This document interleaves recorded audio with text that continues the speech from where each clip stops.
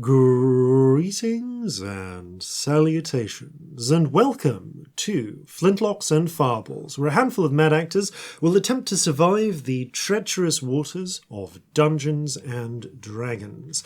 I am your host and Dungeon Master Jason Phelps, and I am joined as ever by Robbie Fish and Chips Bellekom, Sam Chips and Cheese Burns, and Ellie Cheese and Chalk Sparrow.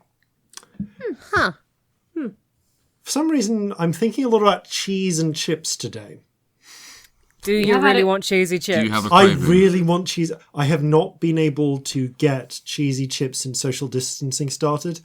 I just haven't been able to get chips, full stop. Oh, no. You have been wanting chips for like a week now. I've been wanting chips for... The last time I had the opportunity to get chips, I didn't have any cash in my wallet. So I just couldn't. It was really annoying. They didn't have a card reader. Oh. And then I was just like, nope, no, I'm at home for ages. Speaking of being at home, a brief note. Both Ellie and I do have a small cough. Consequently, we are isolating for 2 weeks. We're fine. Yeah, we're not ill enough to not record. I know that sometimes people get worried. If you hear somebody apparently ill and recording, but we wouldn't be recording if we were super sick. So we didn't want coughing to be an elephant in the room in this time. But yeah, we're okay. If we weren't okay, we wouldn't be recording. So yeah, don't worry. We're not going to talk about it loads, but we just thought it was worth mentioning so that you weren't worrying about us not mentioning coughing. Yes. Speaking of mentioning things, I think it's time for us to ask future us whether they would care to mention any messages from the present. It's Future Jason with messages from the present. Listen up for a spot from our friends over at Infinite Deer during the break this episode. This episode of Flintlocks and Fireballs is brought to you via our lovely crew at the Good Ship Patreon. Thank you once again to all of our crew members on the Flintlocks Patreon who help keep this ship sailing. There is, as ever, a wealth of extra content and bonus features for patrons, including regular blog posts, extra stories narrated by the cast, artwork, and a monthly poll for the community item of content. I believe we are now wrapping up the community creature, and come May, we will be starting on a new community element. So that could be another creature, it could be an item, it could be an NPC, or maybe this month a location. Check out the poll on the Patreon for more details. And check out all of it at patreon.com/flintlocks and fireballs. Link in the description.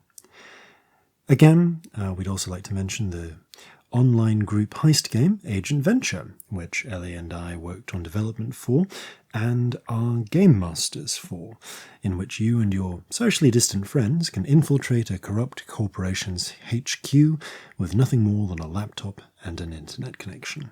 You can check out the link in the description. And that is it for announcements this time. As ever, stay safe, stay at home, and we love you all.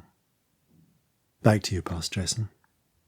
Honestly, full body terrified of messages from the present at the moment. Every time you say that, I lock up. I'm Well, I don't know why. We don't hear them. It's not like the information is beamed backwards in time to us. No, but it's just the thought of what they will be. My brain just explodes at the thought of 6 weeks because this week has been 84 years long. It has been a very long week. Such a long week. This is our third recording session in 7 days. Which is really nice, actually. Yeah. This is one of the things really that's made it is. less shit. Yeah. It's been 84 years. Seriously, though, so many twists and turns. It does feel like it. Yeah. Anyway, after those no doubt exciting products and messages from the future, Time to go to another world for it's a time bit. to go to another world for a bit. Yes, please. Please. Please. So, gather your hot cocoa. Ready your fears. blankets. Fears. Why would you say that? I was Gather your suggesting that coat. we were soothing them with hot cocoa, but I realised that sounded Okay. bad. gather your cocoa, reassure your fears. Aww. It's time for an adventure with no tears. I mean, that is not true. If No, you listen we to this cannot guarantee podcast, that. Yeah. Do not promise what you cannot guarantee. No. it's time Calcinea would have worked. for a much less adorable theme tune than that, and Flintlocks and Fireballs.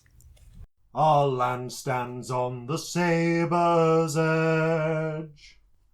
Our cities are a powder keg. Brother chains brother, no one's free. A life on land is short, you'll see. So gather your muskets, gather your spears, we'll plunder the shores of Calcinea. No kraken, storm or spell we fear, so come and sail with us, my dear. Previously on Flintlocks and Fireballs. The party left Thunder's Watch after meeting a new companion, friend, acquaintance, hard to say, in Tekakwitha Fire Eyes of the Ashin district of Thunder's Watch. The brief pause is definitely not because I have momentarily forgotten that her shop's name is the Flight of Fancy. There we go. Having disdained carriage travel in favour of travel by a hare and duck, the party made a would-be That's lightning. why I drew a duck. Yep.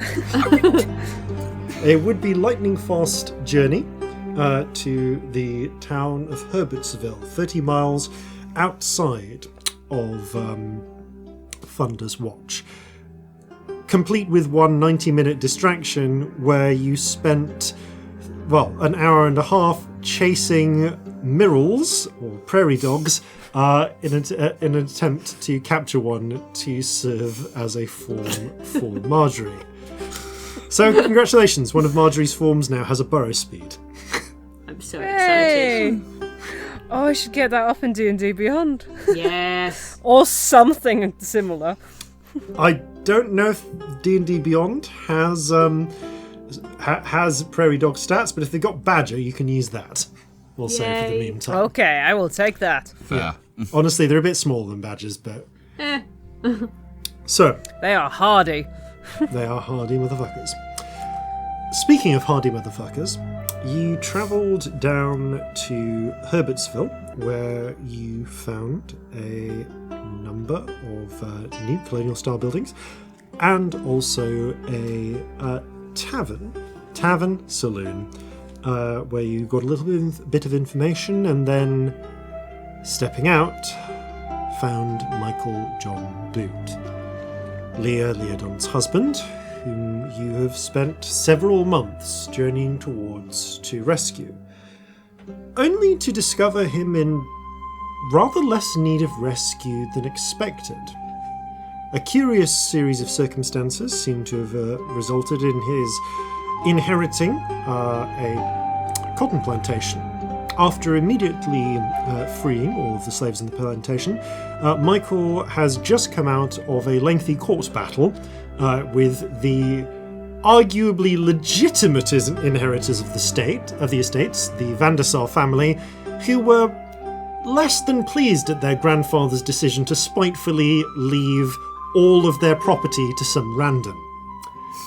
Nevertheless, the judge in Herbertsville seems to have ruled in his favour, and having agreed to accompany him and Leah back to the Von Spearthrust farm, you find yourselves setting out, travelling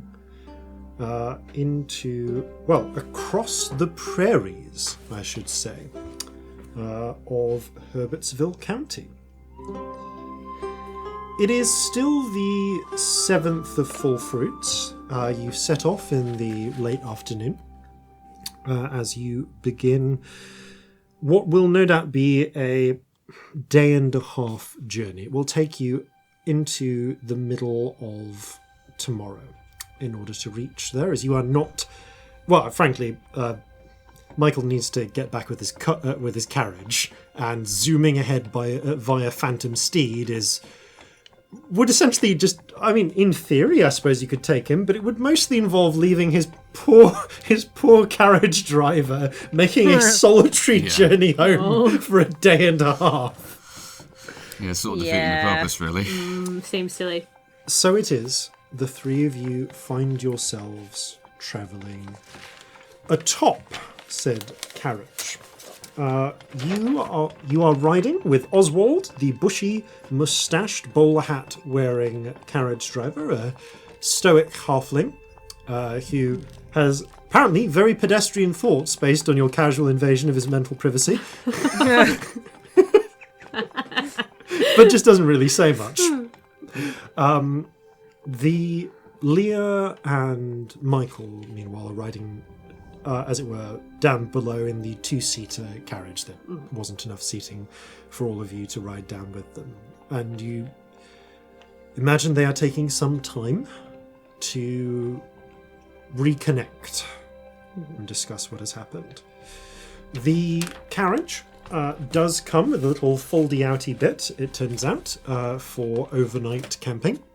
It is designed for such things, so you will have somewhere to pitch the bedrolls and such that you do actually carry with you, I believe.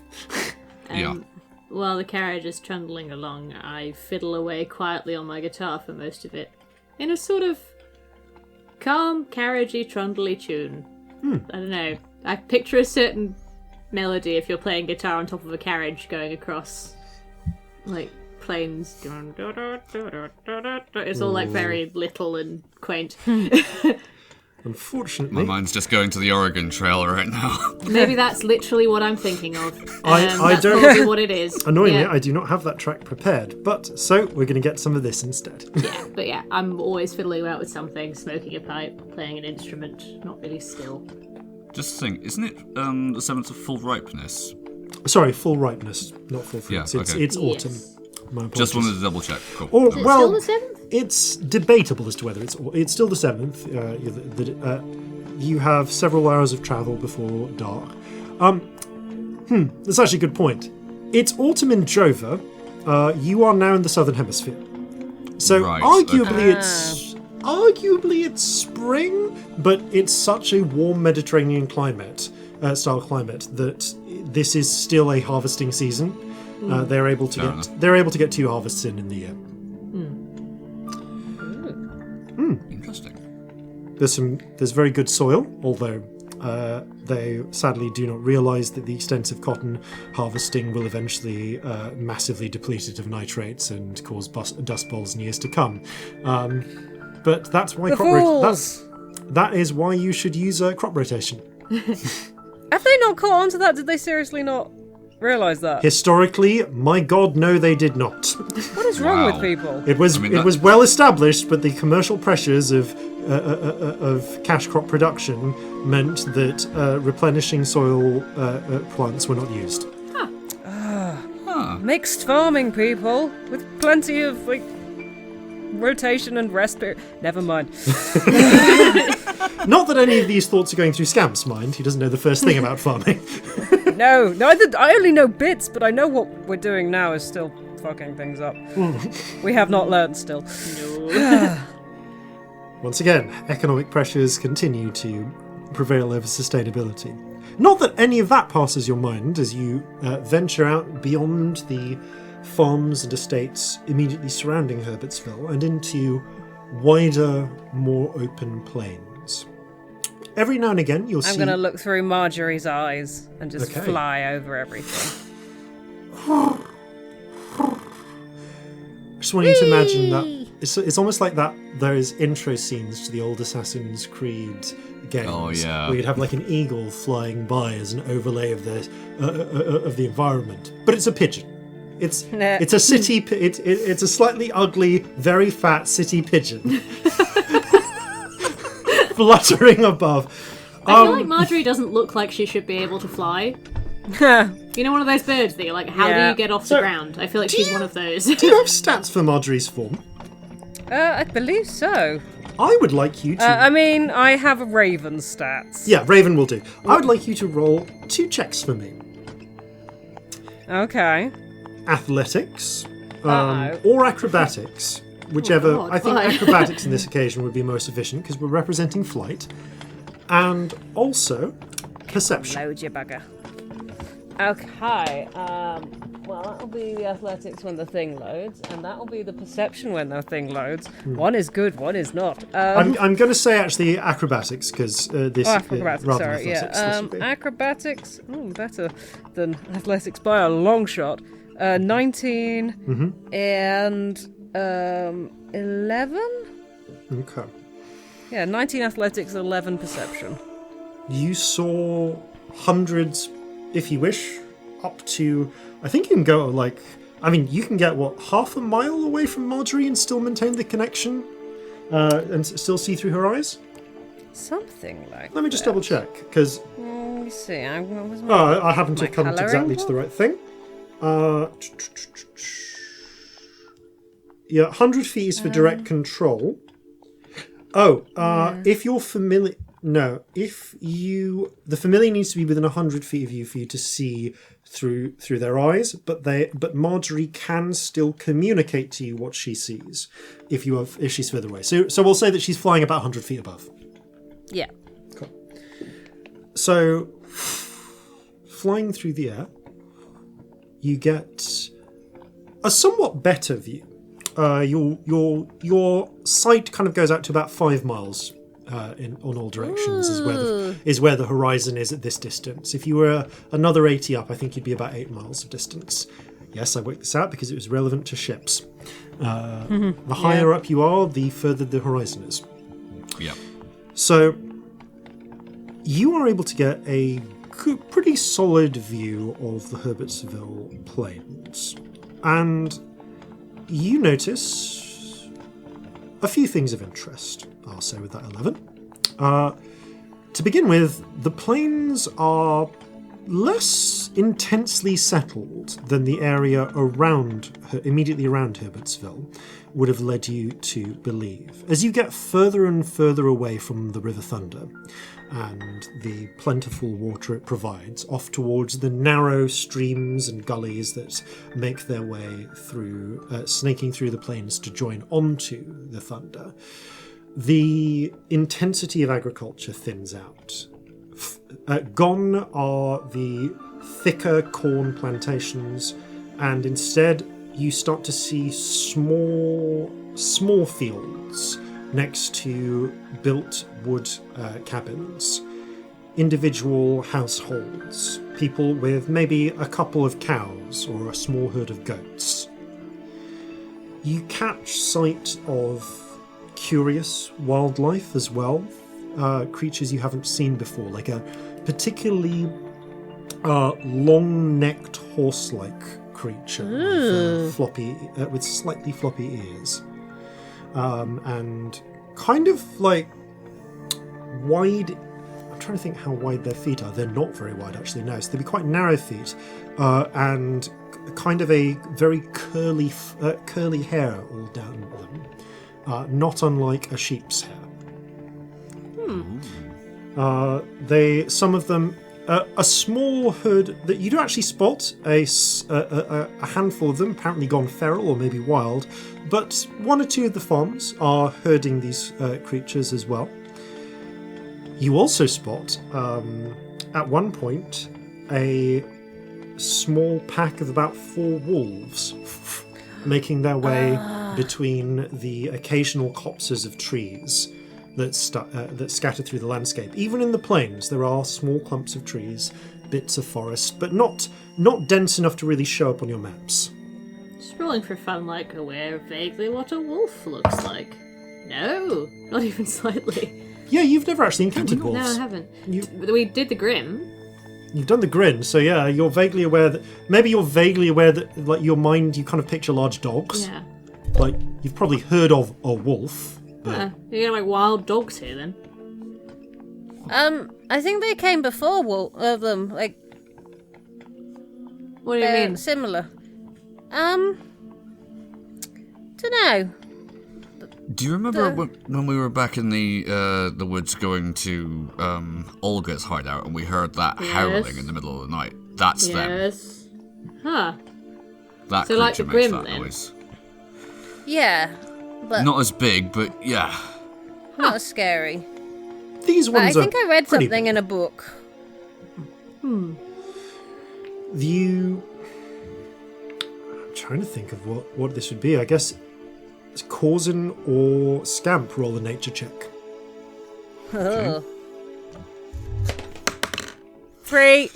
Oh, not much, brother. 7. Nah, you don't really know much about wolves. But there are apparently wolves here.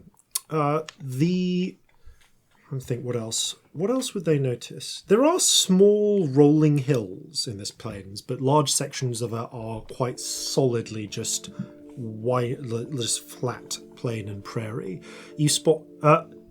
I think the other thing you notice is a bit off your beaten track. You notice this more towards the end of the day. You spot what seems to be a faded, slightly blackened series of buildings or structures, too far away for you to really make out in detail with Marjorie's eyesight. Those burnt. So- That's what I was wondering. Do you want me to have a look? I could scry.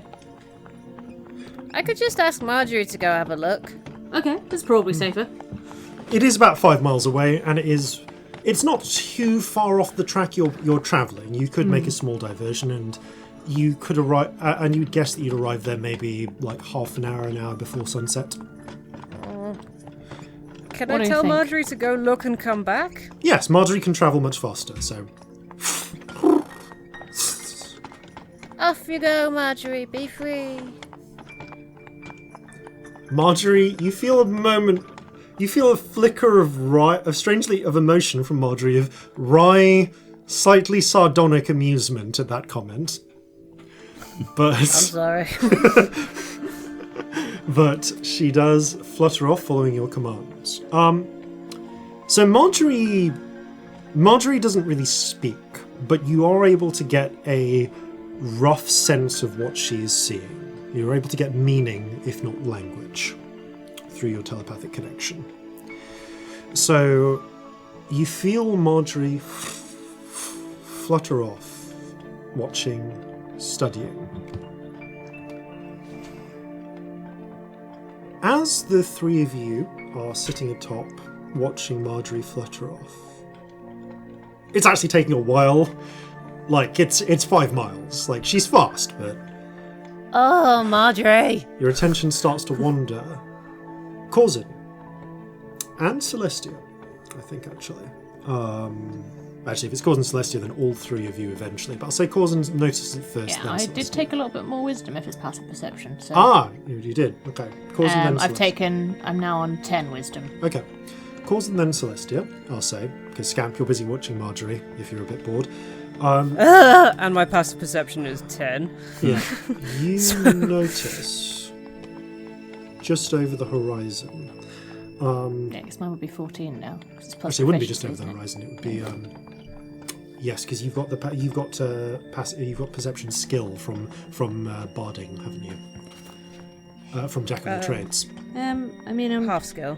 Yeah. Half skill. I'm proficient in it. Oh, you're Oh, you're proficient. in it. proficient. Oh, then Yeah. yeah. No, you definitely noticed this. I need to update your passive perception. There we go. Yeah, my perception is +4. Excellent. Sorry. And Oh my yeah, elf. skill is 10. Herp-a-derp-a-derp. Oh, actually, no, it's +5 because elf. Yeah, Sorry, that's I'm fine. going mad. Cool. Well, your perception is 15. Either way, both Corzin and Celestia then notice this. Yeah, sorry. Okay, so Corzin, you notice first, and then Celestia a moment later, every now and again there are. It's not as if the prairie is completely isolated of figures. Mostly, every now and again, you spot humans or halflings or even the occasional orc working fields near their small homesteads. There are even occasional villages. There's one or two that you even pass along this journey, but you don't really stop.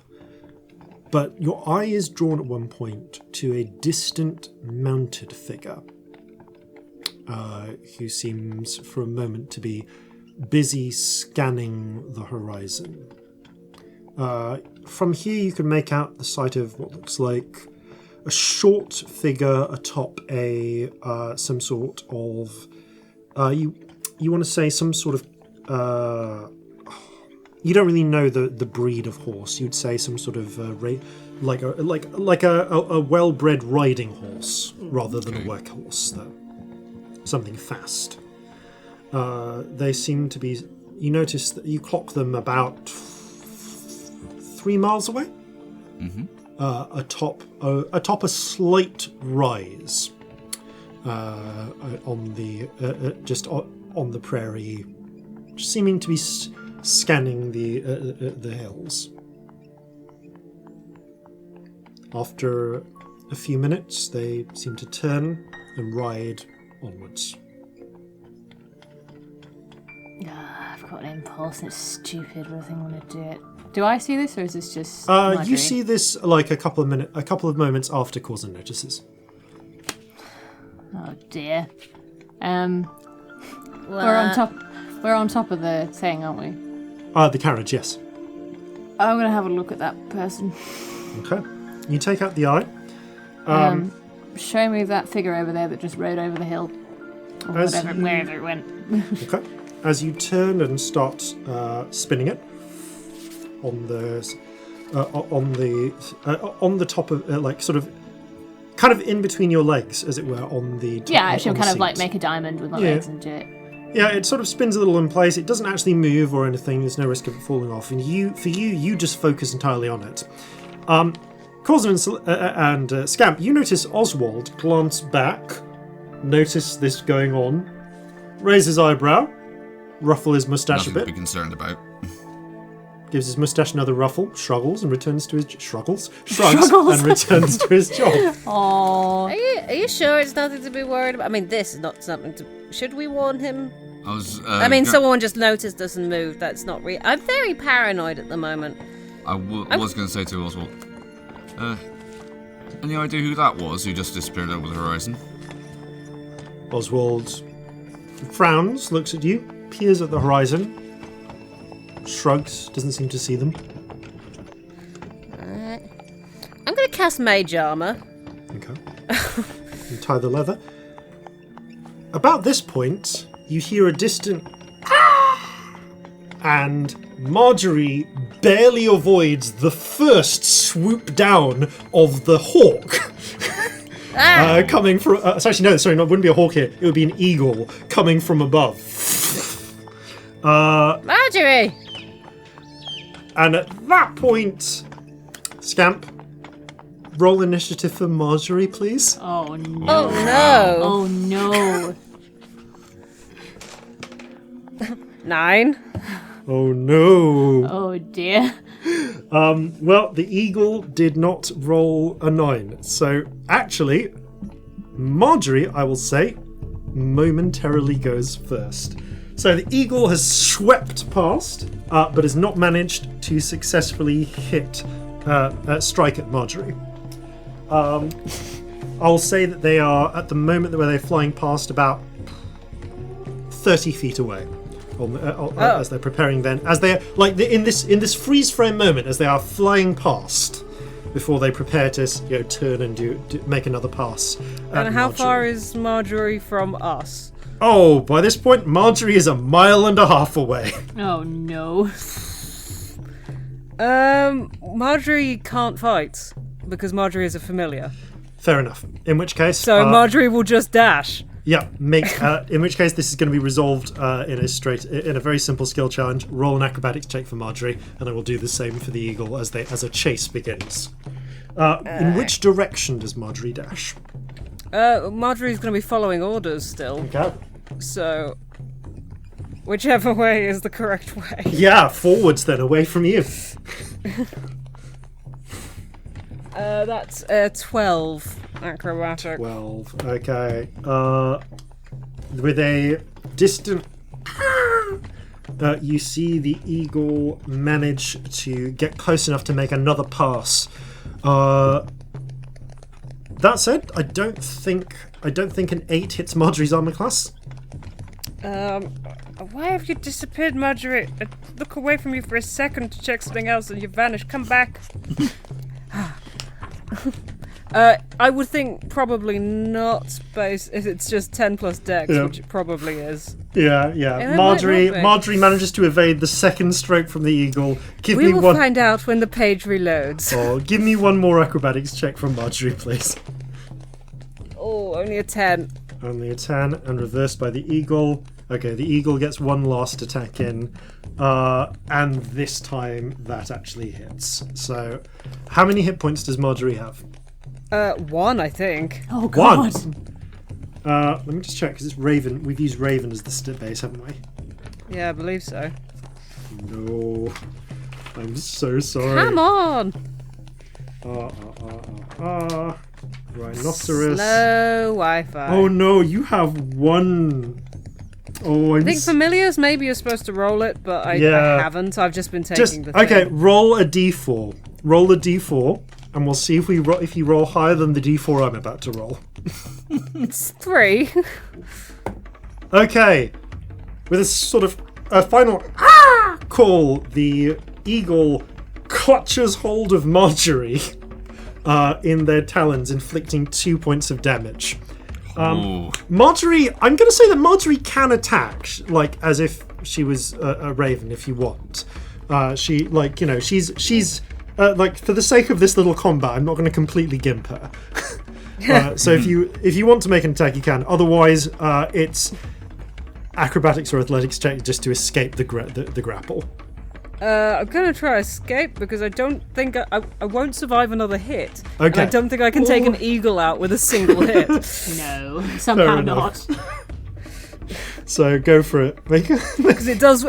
Marjorie does 1 damage if she's allowed to attack. That's a 21 though. Okay, Marjorie wriggles out of the way and flees, and the eagle, frustrated at the difficulty of its fight, gives up, flies away, and spotting a much more acceptable little Miral, swoops down and captures that instead. Oh, Marjorie. Marjorie successfully avoids being desummoned, I should say. Or discorporated? Discorporated, disemboweled. Yes. Are you aware of this is Scamp? No. You do. No, you get kind of like distant feedback, don't you? I'm not sure. Do I? Well, they're out of range, do I? Oh, it's only when she gets back to you that she can communicate it. I'm not sure. I would have thought it'd be within 100 feet, though, yeah. Yeah, within 100 feet you can communicate telepathically and see through its eyes. So she's off doing her task, and when she comes back, she's going to be pissed. I think maybe I'd know if the spell broke, but beyond you'd know if the spell broke, but as far as you know, Scamp, roll a perception check. Ooh, 17. You do actually spot this brief engagement happen. Uh-oh. Marjorie's going to be pissed. However, Marjorie reaches the distant area, circles around it, and flutters back. A very irritated, nervous-looking pigeon with deep score marks along their chest returns to you. Marjorie, I'm so sorry. Can you ever forgive me? She narrows her beady little eyes, ruffles her feathers and sits down, and you start getting weird little...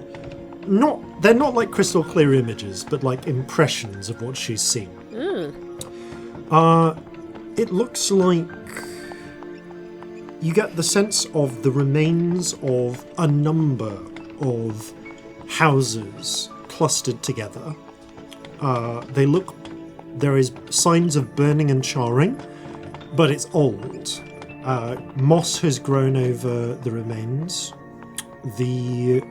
And there is, some of the char has like washed away with time, exposing a curious reddish clay structure beneath. The shape of the buildings is unusual to you as well. They seem to be oddly circular compared to many of the sort of log cabins, and the style of structure is different. Huh. Some different houses. Nice to see a bit of variety around here. I thought they were going to all look the same. Did it look I'm like staring at the eye, so... Yeah. Did it look like they were built by the people who lived there? You don't know, but thank you for that reminder. As this is happening... No, I was silent for a reason. Sorry, as this is happening, Celestia will probably come back out of her vision. So speaking of Celestia's vision, Celestia, you plunge down into the eye, vanishing momentarily into the abyss. As a bubble comes towards you, you return. You find yourself seated, because although you are not really here, the visions always seem to place you in a sensible location on the back of a stallion, riding at full pelt towards some distant location. You can see there is a male halfling with a three-pointed hat pulled tight around his head. Like Corzin's hat? Slightly different style, but yes. It's not an uncommon style. Oh, fair enough. But it does actually have it does have a vaguely military look to it, although it's a bit bent out of shape in places.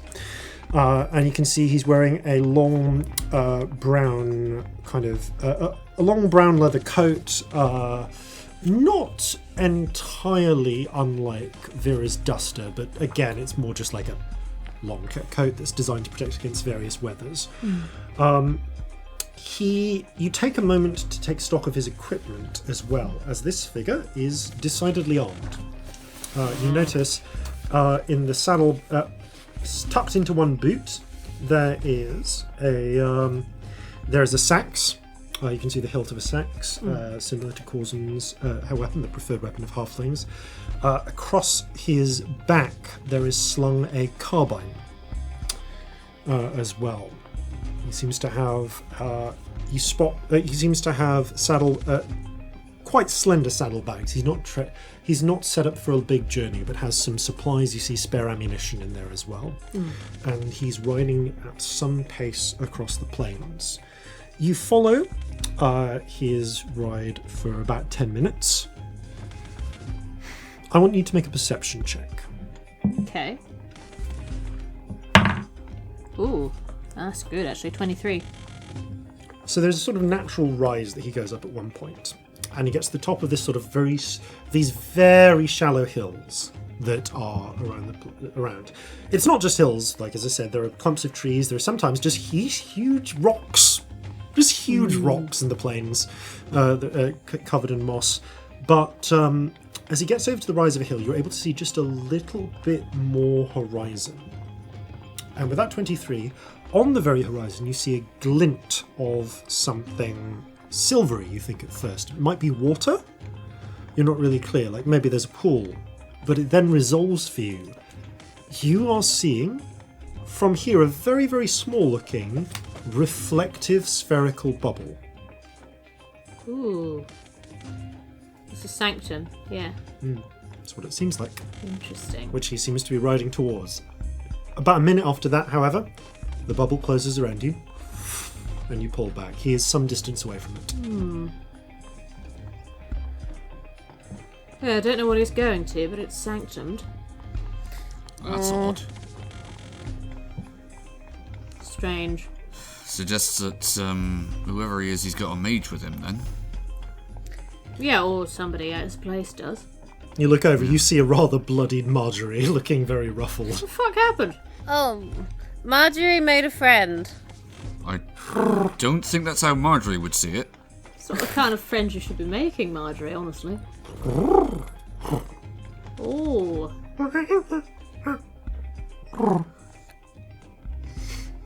Well, there's no need for that kind of language. That's me told. I guess we see how it goes, really, don't we? Yeah, we could just, do something unexpected so they don't immediately find us. We could. That's not a terrible idea. Like change course or...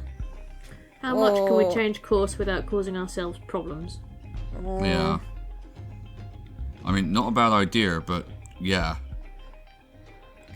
I mean, right out of character right now, we're going to get there before dark, aren't we? No. Okay. You are going to need to rest. It's an overnight journey. So right now you're due to arrive, resting overnight, travelling in the day sometime around noon tomorrow. Okay. We should definitely try and camp somewhere a little off the beaten track. Agreed. Mind you, though, it's all fucking flat, isn't it? Where would you even hide? I can hide us a bit. But not the carriage. Well, Fair not enough. so much hide. I can make us safe-ish. Oswald, what do you Safe think? from like normal people, but I don't know about Oswald, mages. who's kind of furrowing his brow, ruffles his moustache.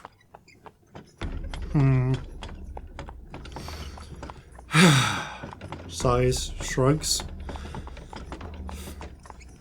Kind of takes this into account, puts up a finger, passes the reins to Corzin. Alright, Corzin will take them. Leans down, knocks on the side of the carriage. His carriage window opens. What is it, Oswald?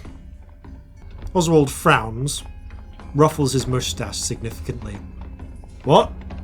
Oswald ruffles the moustache a little bit more, narrowing his eyes. What do you mean, a horse? Moustache sorry, ruffles what? a little bit further. Is he magic? Apparently Oswald spotted a rider or something? How did you know that? You just Yeah, get it was- used to it. Not yeah, much there of was a talker, Oswald. Oswald looks back up. He ruffles his moustache. Fair enough. No, fair play. Or whatever floats your boat, darling. You feel like Oswald is one of those characters. I don't know. You haven't really watched a lot of anime, but if you have, those of you who have, it's that character who always just seems to has 3 little dots over their head, and everyone knows what they're saying, and they're never voiced. Yeah, you just weirdly know. Yeah. No, fair enough. Yeah. Reducing the budget by reducing the voice cast. Yeah, that's probably. You why feel those like there's characters subtitles for Oswald's commentary that you can't read. He probably has entire novels inside his head, but we won't know. Exist. Is Oswald Never know. suspicious and or up to something? Can I do an insight? Roll an insight check. Oh, sorry, I'm the worst. I have no idea. I rolled. Let me have a look what I actually rolled. That is a 4. You try and gather Oswald's intentions. They are inscrutable. You swear for a moment that as you watch the wiggling of the moustache, you feel like someone fell down a well? You're not really sure.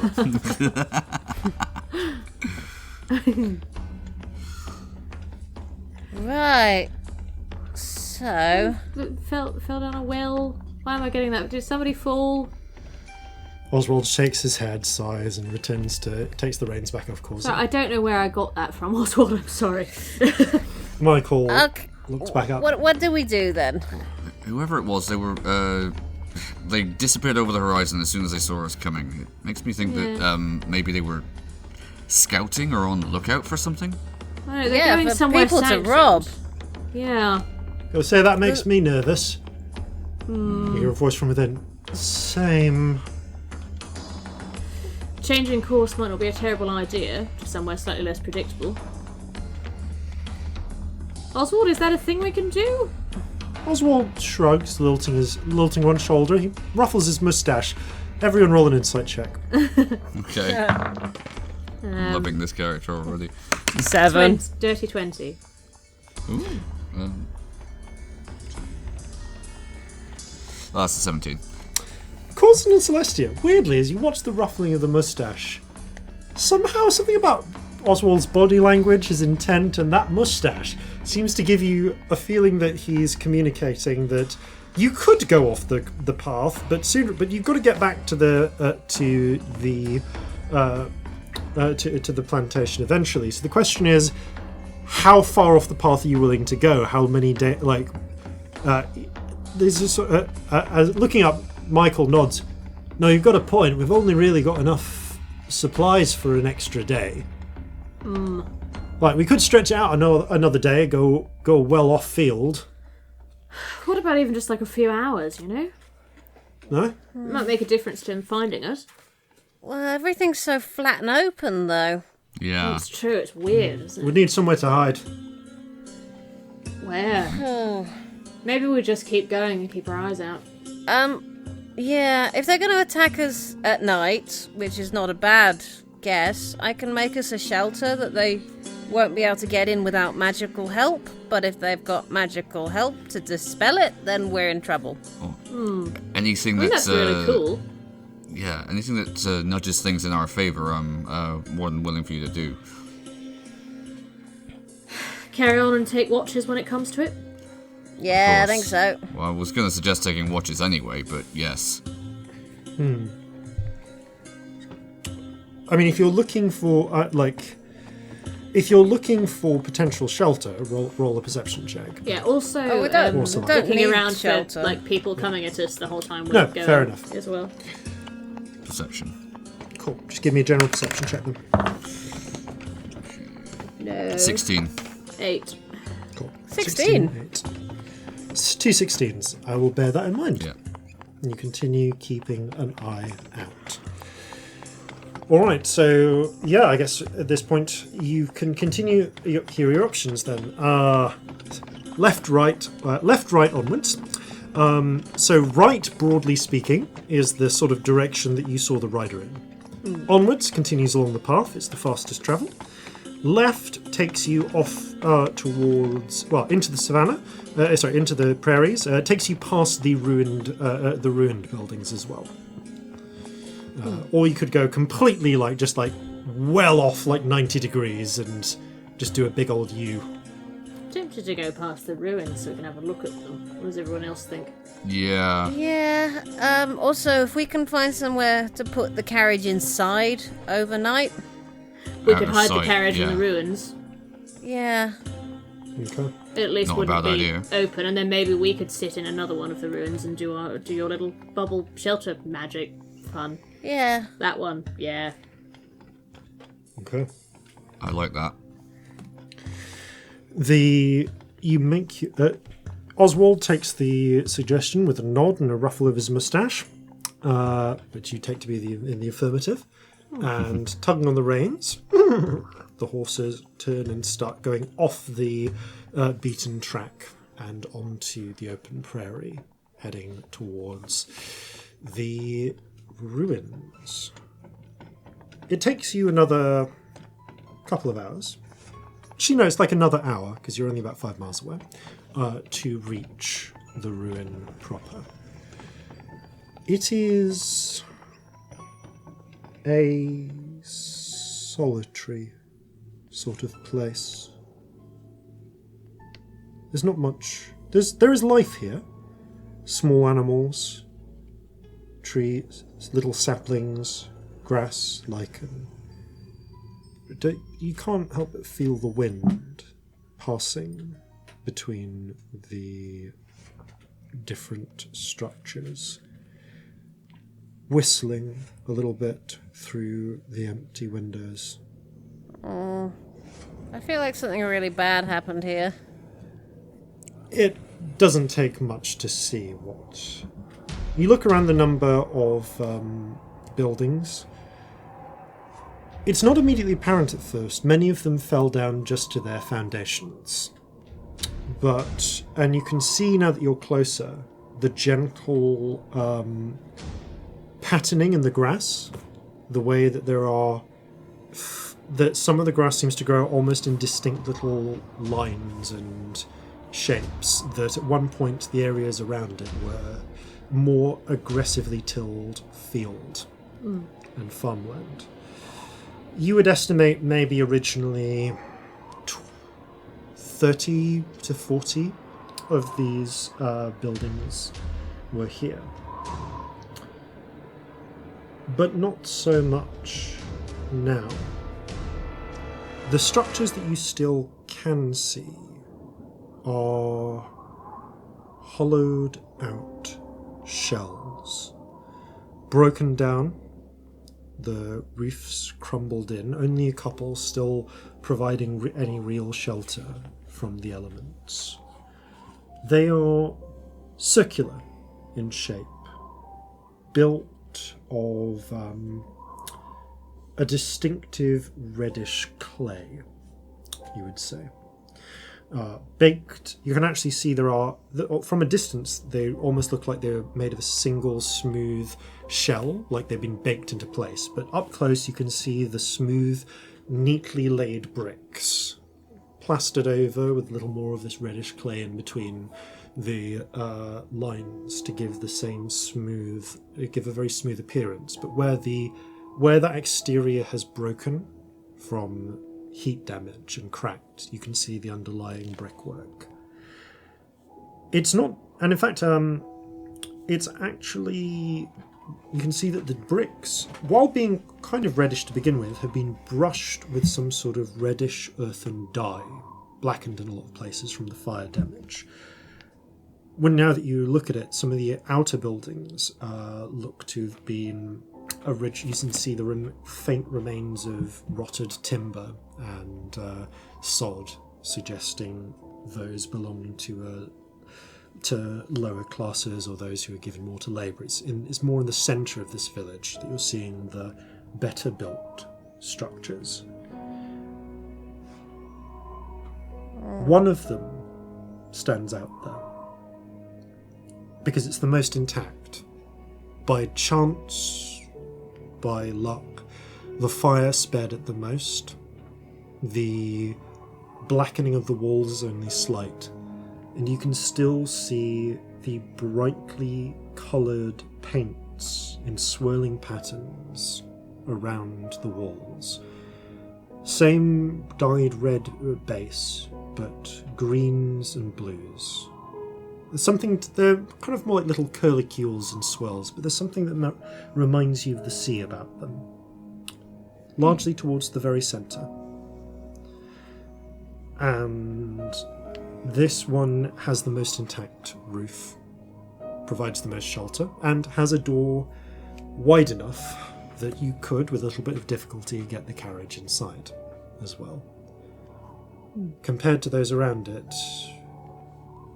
it seems to still bear a shadow of what was, whereas those clustered around are but blackened shells. Corzin specifically. Yeah. And this is due to perception and eligibility. You notice little fluttering, brightly coloured, almost like little winged lizards. Not like dragons, but like little lizards with like little fairy wings fluttering through the air. And are they spirits? Definitely. Something about the presence of them you notice. They cluster around this more intact building, just not in great number, but just 5 or 6 before fluttering away and then broadly around you for a bit before leaving and circling the area. I point it out to Celestia as we get close. As you point it out, you're able to see them as well. Huh. Yeah, something magic about here. Yeah. Maybe not now, but I don't know, it feels like lingering afterwards rather than anything. Yeah. Now. I could be wrong. Something terrible happened here, didn't it? Yeah. Yeah. I don't know, I keep feel thinking about that song, The Skies Are Burning. Yeah, me too. Do you think maybe we shouldn't stay in one of these buildings? I don't know. Feels rude? Is rude the word I'm looking for? Maybe you're right. Maybe we ask nicely if we can put our carriage in one, but we stay outside. Can I try and talk to some of the little spirits? Yeah. That Sure. was... yeah. I almost want you to make a religion check. Okay. Or... yeah. But use... yeah, either a religion check or just a straight charisma check. Okay. I'll do religion. Oh, it's good. 24. So I just... You approach. I think I go up and, like, kneel down quietly. A couple of them flutter close and around. Hello.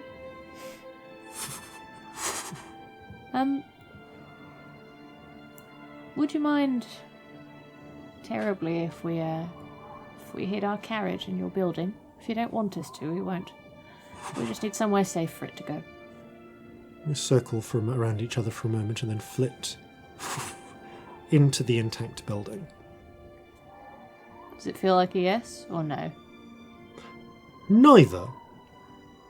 They've just moved position, but they don't immediately come back out either. I'm going to follow them in. Stepping inside, I kind of knock. The door has long since fallen away, but yeah, knocking on the wall. In which case, I kind of knock on the wall, wait in the doorway for a second, check nothing is worried about me being in here, You look inside. and then You can see go in if they look happy about me coming in. you study inside. Seeing, just can describe a bit of the interior before the spirits. Mm-hmm. You can I stand in the see- doorway then, in that case. You can see a bit of grass a bit of dirt has washed into the interior of the structure, has grown near the entryway since the door long since fell away. And as a result, many of the furnishings inside have suffered mold, mildew, and other effects of nature reclaiming. But you do spot signs of life and artifice. The shelves on the walls, bolted to the walls, a raised platform where, although the bed of although the bed has long since, sort of bedding has long since rotted away, you can still see a raised sort of wooden position for sleeping on. Signs of simple tables,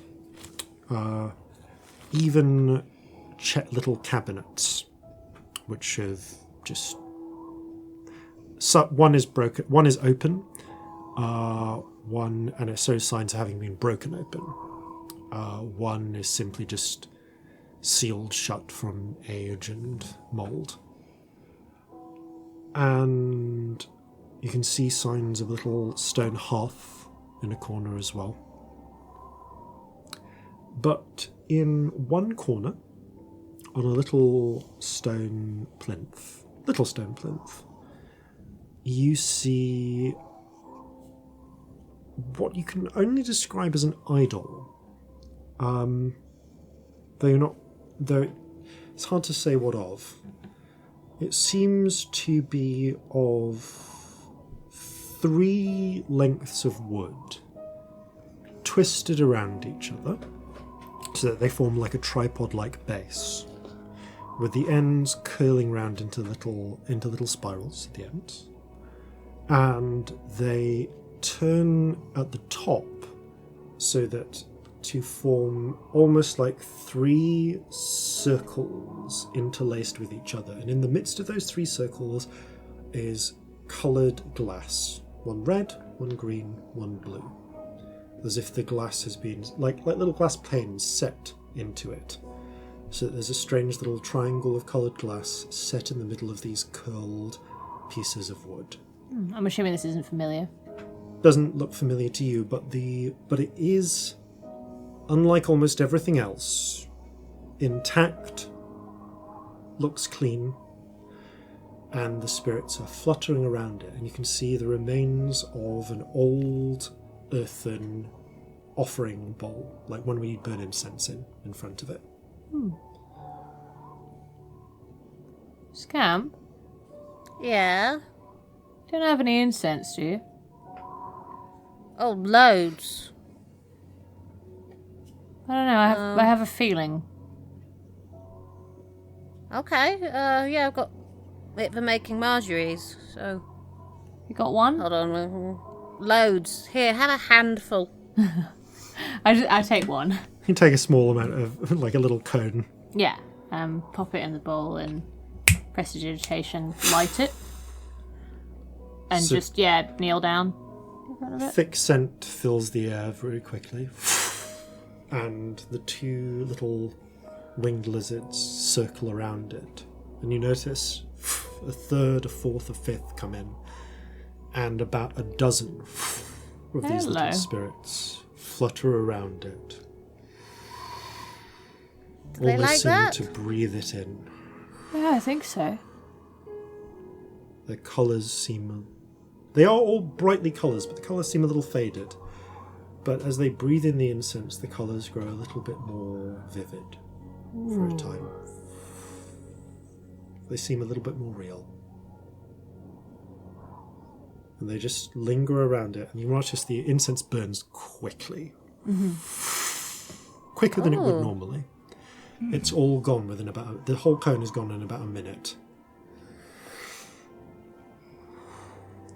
And they flitter around, and three of them peel off from the little cluster and do little circles around the three glass circles. Just like 3 circles each around the circles before rejoining the group. And to Corzin and Celestia, you see just a little pulse of warm light before they flee. And all of you just feel a sense of calm. Oh. I think they like that. Yeah, I think I felt that. They flutter away.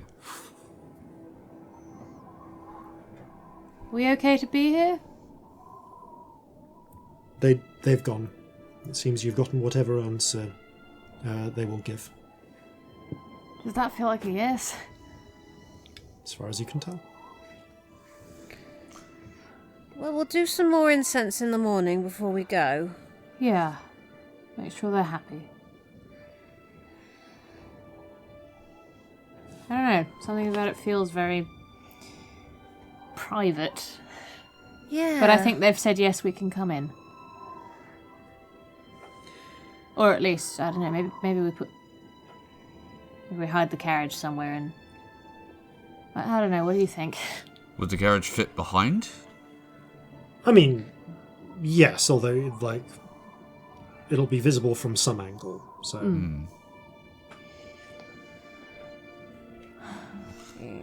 There's just enough space in this room, in this house, because although it's a single room house, it's quite a large one, relatively speaking, that you could bring the carriage into here. I'm kind of saying to the okay, I think you said this is okay. So we're gonna put the carriage in here. If it's bad, you just tell us, alright? You look around. The spirits seem to be busy elsewhere, but again, there's that There's that lingering calm. sense of calm. Feels fine, Yeah. I think. I think they've said yes. You I start. think that's at least proven that if they get upset about anything, we should know about it. Yeah, that's true. Yeah. No, I think this is okay. I think they've been left alone for a long time. Yeah. Maybe this is good. Let's put the carriage in here. I think sleeping in here would be too far. What do you think? Yeah. Maybe hole up in one of the ruins? Yeah. Anything that'll just keep us not immediately obvious. Well, I can make us a little house to sleep in. Yeah, Perfect. A little magic house. let's do that. Maybe in between a couple of the ruins so that we're a little bit not exposed. Yeah, let me have a look at it. But maybe not in one. I think you're right there. Yeah. Yeah. I'm trying to think. Anyone who wants to could roll. I don't know if this would be. This might just be a straight No, I'd say this would be a perception check. Okay. Yeah, sure. 16. 26. 10. Celestia and Corzin, definitely Corzin first notices this. The as you drag in the carriage and the horses with them, the horses are initially a bit protesty until they get close to the house, at which point they seem to immediately go much calmer and more docile and willing to be ushered in. Once they're actually inside, they seem to look around, appreciate the relative shelter, sort of nestle down. Actually, they don't. Horses keep standing. Sort of shuffle into comfortable positions and happily accept the little nose bags of oats that Oswald starts bringing out. Your eye is drawn to the little icon. At first, Celestia, actually, you look at it and you think the carving on that is brilliant.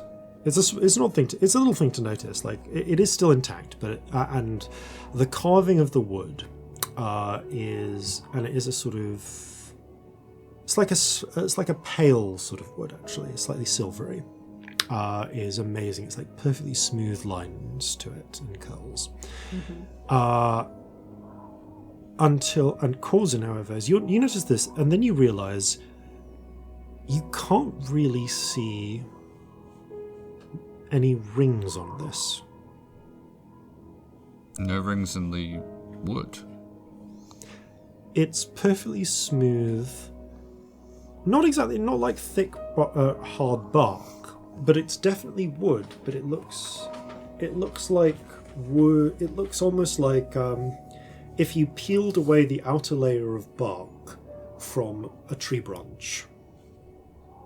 Okay. This looks almost as if it was grown into this shape. Interesting.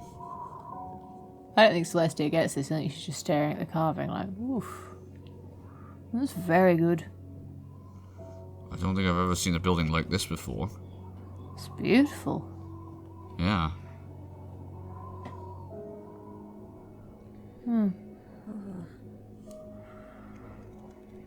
Interesting. Yeah. Interesting on many levels, but also I think the first slightly religious place I've not been uncomfortable in. Well, that's something. Although... It might not be religious, but that's what it feels like. Yeah. I don't know if religious is the right word. No, maybe not. I don't know. Spiritual? That feels a bit general. I don't know. Important. It's important. Sacred, maybe. That's a good word. Yeah. I like it. Glad they said we could come in. I don't think we should stay in here, but nice to be allowed to look. Nice to be welcome. Yeah. You step out and look for a place to set up your little hut. I think Scamp, but other people can assist. I would like a stealth check to locate a suitably hidden place for your hut. Can I give him a little wink and a nudge and there's a little flash of rainbow and they get inspiration? Sure. Is that allowed? Yes, you can. Cool. So you got a D8 if you want it, hun. I was going to say hide in plain sight only works for me. Yeah. Yeah. Stealth. So yeah, if you want to stay outside the hut. Ooh, 25. I will do what I can to assist. Yeah. 25. You find an excellent place. It's perfectly nestled between 3 of the burnt-out husks that shelters you from almost all angles. I'm also going to make the hut the same colour as the buildings. Okay. Nice. After a little bit of focus, you create this opaque... Have you used this spell before? I think you have, haven't you? I've used it on the boat, I think, but I don't Not know. in person, yeah. So, I guess, yeah, describe what you do to cast this. I'm going to draw a little house Oh, Oh, adorable. you Like with draw- little windows with crosses in Yep. and a little chimney with Yep. smoke coming Yep. out. Oh, I Yep, love it and there's so flowers much. in the garden. Oh, flowers that are like the same height as the windows. Yeah. Yep. Oh, yes. You draw this little house in the dirt, and as you complete it, the dirt bubbles outwards into a dome. That's not what I drew. The same red as the circle as the houses round, although you notice very faintly in patterning on the opaque dirt-coloured outside is the house like weirdly distorted to fit on the surface of the dome. Oh, there it is. It's okay, it's there. Almost like a mosaic. Yeah, it's I like like this someone's one. applied a fisheye lens to it a bit. This one's cool. I like it. It's so what is it? 10-foot radius. Yeah, I can fit up to 9 creatures. Yeah, so it's like the size of a. It's just fairly large, actually. Thinking about it in terms of this, it's about the size of a living room. You know, it's or a small cottage.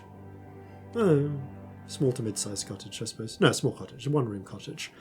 As you step inside it, and you can just step into this apparently solid structure very easily. It is comfortable. Like, not warm, not cold. Weirdly room temperature. The wind, like, is just like the sound of the wind is just cut off immediately compared to the interior. Ooh. Can sound get out? I think so. You can hear Celestia. It's slightly muffled, like you're speaking from behind a paper wall. We could play a little quiet music in here. Yeah, so it provides. I was going to say it provides just about as much sound protection as a thin paper wall. Nah, fair. But it's enough to stop the wind getting in there. So you can't really hear the howling as much. So, Right, would anyone like some tea? Oswald? Oswald ruffles his moustache and nods. Michael. Got some tobacco as well if you're and Leah into kind that. of You're welcome sit to down. some. You've been driving all day. Oswald nods enthusiastically, produces his pipe. Give him some tobacco. Takes some. After a moment, holds the pipe out to you. Prestidigitation, light it. Nods, smokes it. I warm the The- teapot up with my hands. The I'd imagine. smoke clusters around the top of the dome. Oops. That's alright. Actually, I can't remember if this dome is gas permeable or not. It must be to some degree, otherwise Obviously, we're going to you're have some getting problems air, with yes. air. Yeah. I mean, yes, you're definitely getting air. Is there a little chimney? I want there to be a chimney like it's a house. It'd be adorable. Let me take a look at the description as to whether there is. But I guess you drew in a chimney, didn't you? Yep. Yeah, that's true. So around the top, but not like right at the top, slightly off to one side, you can see the clustering smoke starting to leave through just like a patch of the dome. Like there's not like a hole or anything. It just goes up. And taking a moment to step outside and take a look, you see just like a little thin stream of smoke peeling away before it vanishes. I've got a really weird impulse. I'm going to do it. Michael. Always do it. Yeah. Ah, Gotta say, this is very good tea. Thank you. good. Glad you like it. No, it's really. It's been nice. I'm waiting on a big shipment that's coming into Thunder's Watch. Darling. No, you're not, I'm afraid. What? Fuckload of tea got dumped into the harbour. I don't really understand the ins and outs of it, but I think you're not getting tea anytime soon. Oh fuck! There are 5 tons of samovars in the local general store, though, so enjoy that. I guess I'll have to get used to coffee. Yeah, I've got fuckloads of that as well. Oh, great. No, it was just, it occurred to me that Leah said you play music and you don't have any instruments. I just wanted to say you're welcome to use mine if you're bored. Well, I mean, well, thank you. That's very kind of you. You don't have to. Just an offer. I'm a bit curious about that guitar on account of it doesn't seem to have a sandbox. It's a very special guitar, darling. Welcome to have a go if you want. It's fascinating. Strings are sort of the only thing I'm really any good at. What kind of strings? Well, A guitar. gestures mostly. Guitar, not really much good with much good with a bow. I can a bit. I pull out my little tiny violin. Oh, that is adorable. It is It very, is a very kit tiny. violin. It was for a very special occasion. It's a heist where we needed an emergency tiny violin. That sounds mental, doesn't it? All I this, say- everything we but say. It's absolutely true. That is genuinely what happened, but it sounds ridiculous. Bloody This is hell. my emergency violin. I mean, he looks to Leah. That is pretty weird. If that, I bet that was the weirdest thing about that heist, wasn't it? Yes. Yes. That's in Into the middle character. distance for a moment. I think I just don't say. I think I Celestia tries to start talking a couple of times and then just has a tiny aneurysm to herself and just Planning looks the down. heist was pretty weird, but that was fuck was- weird. I've had no Miss Brandy, Michael. no. Don't. It's mad. Right. There's a reason I swore off that stuff. But yeah, you're welcome to bugger about on a guitar if you're bored while we're staying here, by all means. Okay, takes it. If you holds out a hand, Give it to him. starts to play just a gentle sort of. So you're playing the backing music. Yes. Amazing. Yeah, rare I travel with someone who also plays stuff. Fun. Just something I picked up on the road. It's nice. I like it. Was a welcome accompaniment to a lot of nights on said road. Yeah, it got bloody cold, didn't it? Do you find yourself travelling along road a lot? Oh yes. We've travelled Usually a lot. faster than this. No offence to your look at horses, you. I'm sure they're lovely. You're like a horse snob now. Oswald is puffing his pipe, ruffles his moustache, and you get a strange sensation, Scamp, that he's implying that it doesn't matter, the horses aren't in the room. Do you play anything, Oswald? Oswald takes a finger, licks it, and draws a triangle in the air. Oh, I don't have one of those. That's a shame. He ruffles We his should moustache. totally get you one of continues those. smoking. I'd love a fucking triangle. That'd be really Holds up stupid. a finger again, reaches into the back into a sort of case that he brought down from the carriage, takes out 2 spoons, and in time with the just ding. I'm going to say Celestia joins in on the off the Clyde, and it's the other bit of the backing track Yeah. that's currently happening. Yeah. Yeah. It's this very strange little jam. It continues Quietly for a play little for a while. bit. I think we keep it quiet. It's Yeah, not it's like a just like a- loud cacophony. It's just calm music. While I'm fiddling about the offer Clyde, I say to Leah, just thought we should pass the time. Is this okay? It's all right. Better than I thought it would be. Good. That was the aim. I'm glad you're getting on. It was nice. Of course he is. Of course. I like nice people. Yeah, me too.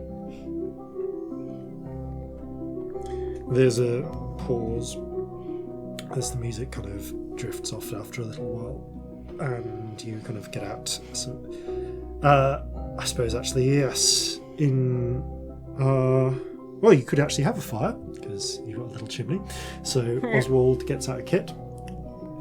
I mean, if he's struggling, just light it. Gives you an approving nod. Say plug for up the job, darling. bowler hat, and produces a little frying pan. Just starts making some links of sausages. just starts making everyone dinner. With a gentle frying to it. Much obliged.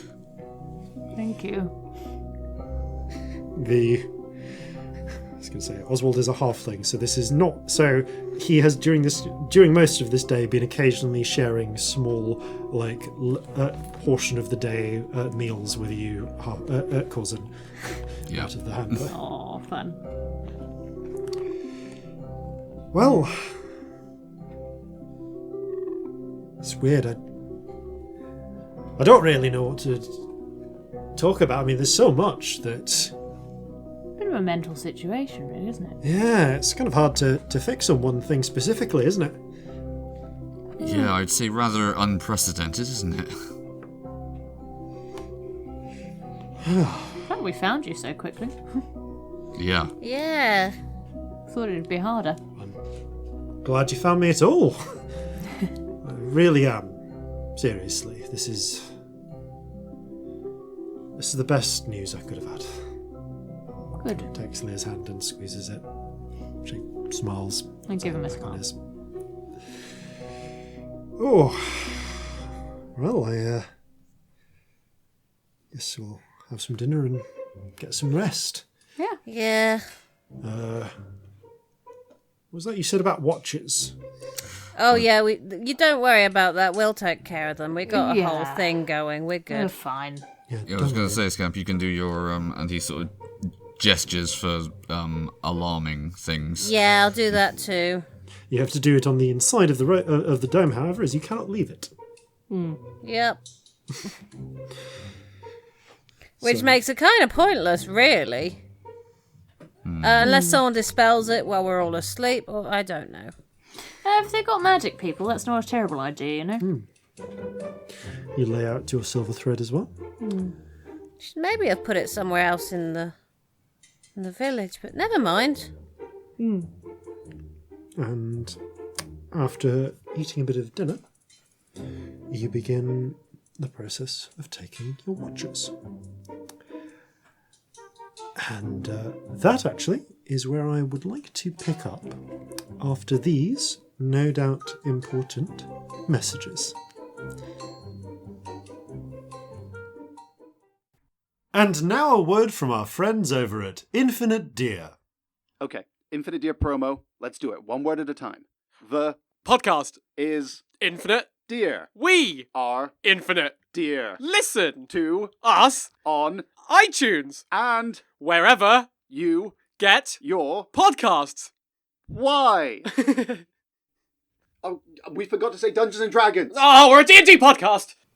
Yoo-hoo! It's Gunther the Friendly Orc. And did you know that in addition to liking, rating, sharing and subscribing to Flintlocks and Fireballs, there's also a Patreon now, full of big, throbbing, special features, such as blog posts, artwork and other special content. Why don't you sign up and try it out? And welcome back. In traditional Flintlocks and Fireballs fashion, partway through our break, a National emergency happened. national emergency happened. I mean, I should say that the culmination of not culmination, but the next stage in an existing national emergency occurred, events of national import, in which the UK went on lockdown.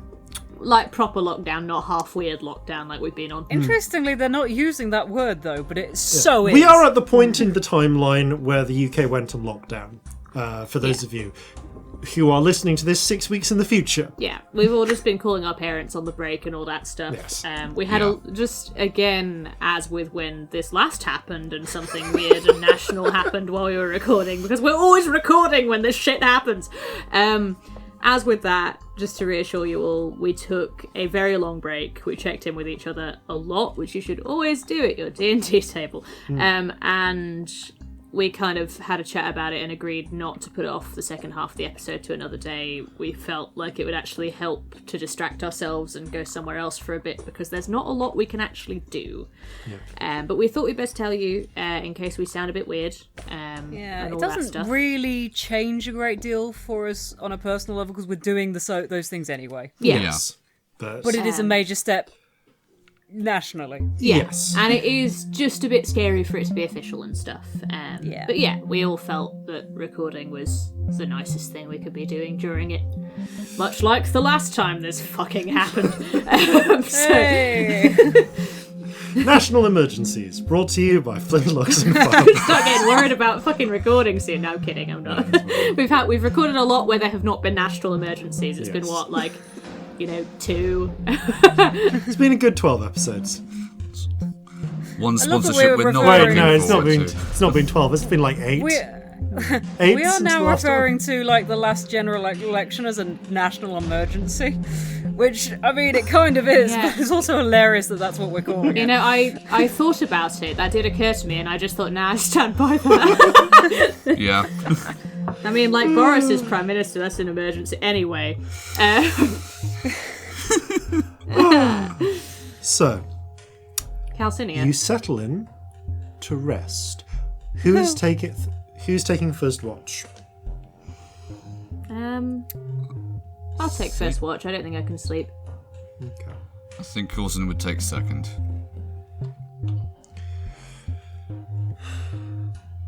Leah elects to take a watch with Corzin, but before settling and down to bedroll to rest, does take both of your hands together.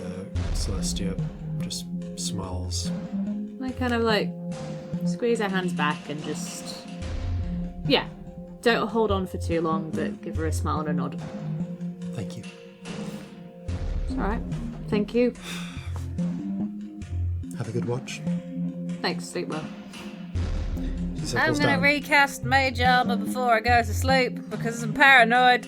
Michael is he's kind of plumping it up as a little cushion because they brought a cushion and stuff with theirs with the carriage. Goes, oh, yeah, thanks a lot again for doing this whole watch thing as well. You all right, darling? You gonna be all right, Oswald? Oswald tips his hat, leans back, puts it over his eyes. Night, Oswald. Oswald is already asleep. Wow, that was fast. Oh, he's one of those people. I Can't hate envy those them. people. Not Yeah. fair, is it? Bastards. Just see Celestia the, genuinely looks pissed off. just see the mustache just occasionally twitch in his sleep. Oh, Ah, I like Oswald. I like Oswald. Oswald is like a cartoon in my head. Like he's like a giant mustache. Yeah. Most of his face. Yeah, it's quite a big mustache as well. So it's I'm imagining sort of like a Sam Elliott style droopy moustache. I like that. Cute. So, okay. First watch then is Celestia. Roll a perception check. That's a dirty 20. Okay, dirty 20. You study the night, keeping an eye out through the... It's a weird thing. You can kind of... I believe the way that the dome works is it's opaque from the outside but translucent from the inside, Yes. right? Yeah. So you have this weird sensation of it's like looking through clay-coloured glass almost through into the dark. It also doesn't let light out, so the dying embers of the fire aren't casting any light outside of this little Yes. globe you're in. So it is Very importantly. it is weirdly dark outside. But not a problem for you. You have excellent night sight. I drink a little bit on my watch. Not an obtrusive Night amount, sight. but I definitely do that. Is this what we're calling dark vision now? Night sight. Night sight. Why is it not called night sight? That's adorable. It's so much better. Why don't we call it night sight? Maybe from now on Flintlocks we can call it night sight because no one can Night tell us what to sight. do. Night sight. Night sight. It's dark in other situations besides night, though. Yes, which is That's why. true. But at night. But we at will night call it's it night sight. Studying with your night sight. Aww. The night proceeds calmly enough. Chill, light breeze, but little else. Eventually, you wake up Corzin. I need a poke. Called in. Alright. Watch time. As Corzin gets up, you nudge Leah, who's elected to stand I watch get with you. calls in to nudge Leah. Yeah, I don't go and nudge Corzin Leah. nudges Leah. Yeah, Corzin will nudge her. Right, got it. No, Stand. nothing Sleep yet. well. Really boring. Sleep well. What? No, let's I'll hope it- sleep. You You sleep. stay and awake let's well. hope it stays boring. Yeah. Yep. I could go for boring any day. You stand, take a watch. And yeah, Corzin, roll a perception check. Okay. I'll roll one for Leah. It's a 16. Sorry. You can't see in the dark. You need to roll No. twice. Because Oh, actually, no. disadvantage. Leah is helping you, so it evens out. Okay, 16. Yep, 16. Okay. You keep a steady eye on the buildings around you. Time passes. An owl flies overhead. Leah kind of twiddles her thumbs a bit. Whew. Bloody strange business, isn't it?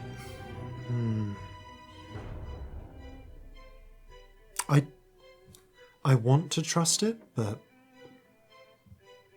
everything we've been through. Yeah, I quite understand. I mean, I'm glad, but I don't like it. Maybe I will, but I think it needs a bit more time, yeah. is all. No, I think so too. Your watch passes without incident. And eventually you nudge Scamp awake. Scamp. It's only me. It's watch Is it time. morning? Oh, boo. As you get Okay. up to take your watch, Scamp, you look to the side and you see, already awake and cleaning his nails with a little pocket knife, is Oswald. Oh, you joining me? Oswald, whose dark eyes glint in the moonlight, bristles his moustache, stands, reaches into the carpet bag he brought with him, producing a pistol which he just keeps by his side, gives you a reassuring nod, and stares out into the dark. Oh, excellent. I was going to get Jeffrey to join me, but you'll be just as good company. He just turns slowly, fixes you with a gaze for a moment, before turning pointedly away and looking into the night. That's a compliment. Jeffrey's very good company.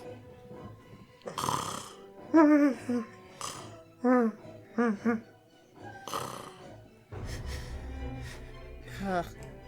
Scamp, roll a perception check. Oh dear, oh dear. 5. Okay. Oh no. Your watch proceeds uneventfully. And eventually, the glimmering rays of dawn begin to show on the horizon. And you but you gently nudge the rest of your party awake. As you are roused from sleep, Oswald has already begun breakfast. Oh. You are excellent company on a journey. Oswald tips his bowler. Thank you. You've been very sweet. Oh! May I offer you some coffee in return? Oswald gives a companionable nod, extends a little tin cup. Anyone else for coffee? I think I will, you know. You say you got coffee? Yes. Oh, good job, Oswald. Leo, you want coffee? Kind of nods. Yeah, coffee sounds good. Like, just like how I picture Celestia making coffee is literally putting coffee water in the pot. Just hold it until it heats up with prestidigitation. Soon enough, there is gently steaming coffee. There you go. Pour everyone coffee. Thank you. Oh, that's some good coffee. Thank you. Oswald takes a sip, nods appreciatively, turns over the bacon. There's a gentle tss of hissing bacon. Uneventful night then. Thus far. Yeah, I think we should be careful though. I've got a feeling in my waters. Always careful. I mean, we were pretty well hidden. So they might be somewhere waiting for us. Oswald gives a sort of even back-forth gesture of his head, bristling his moustache. No, you're right. And you too, Oswald. Didn't notice anything? Oswald shakes his head. You can see he taps the carpet bag where the pistol went back into when he started making breakfast. Right. Good man, Oswald. I guess came with the house, so to speak. Used to work for Percival. Oswald gives a nod. All right. You still happy to work for the house? Percival. Oswald kind of thinks for a moment, bristles his moustache, gives a nod. Yeah, just... I thought it's not actually a given that you have to, you know? Oswald's moustache bristles in a way that you kind of feel, with a little quirk of his brow that you kind of read as, well, I'm still getting paid. Fair enough. Cheers to that. He takes his little tin cup and clinks it against yours. Clink.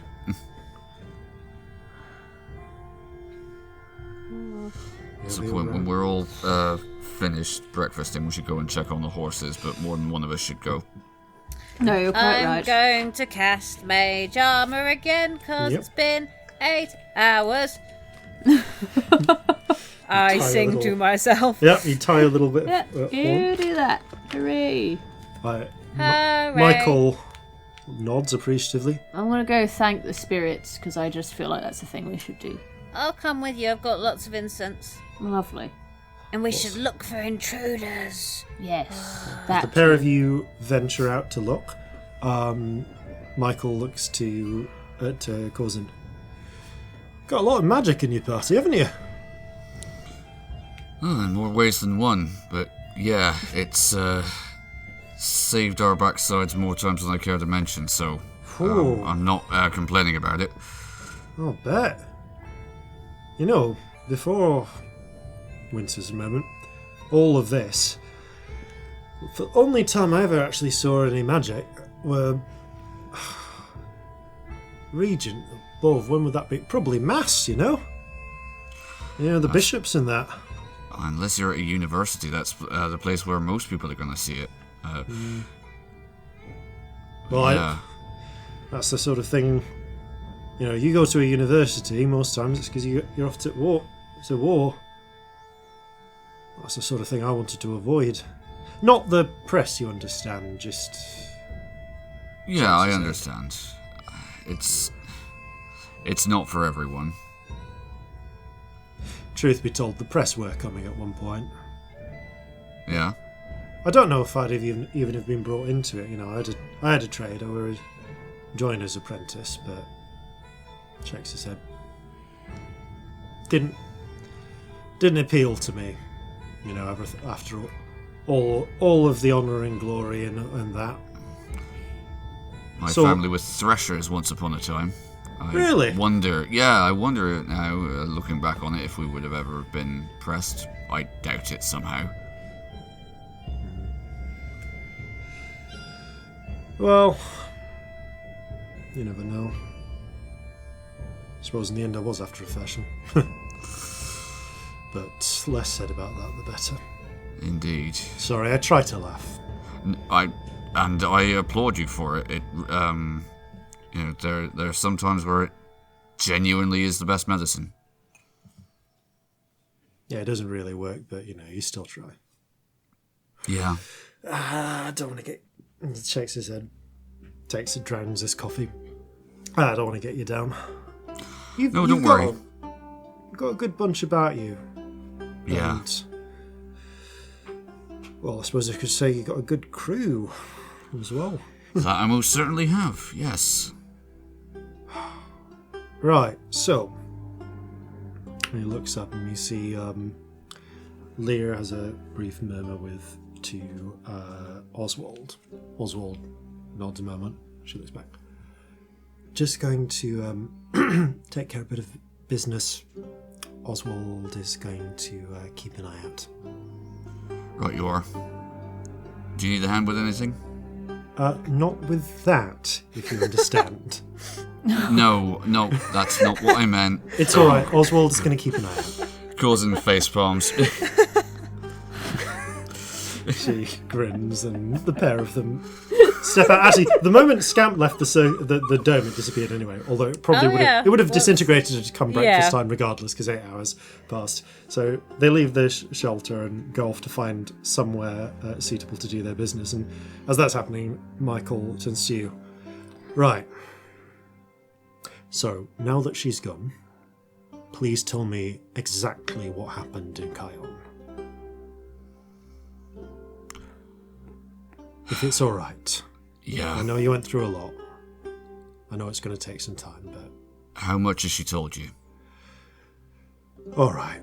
And Michael begins relaying the somewhat skeletal story that Leah has given thus far.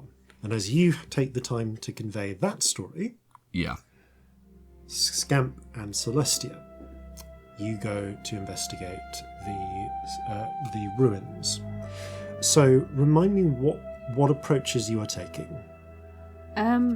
We weren't going to the rest of the ruins. I was just going to go back to. Yeah, just going back to the yeah, I'm literally going back to say thank you to the spirits. That's the premise in which I'm going for. But quietly and looking.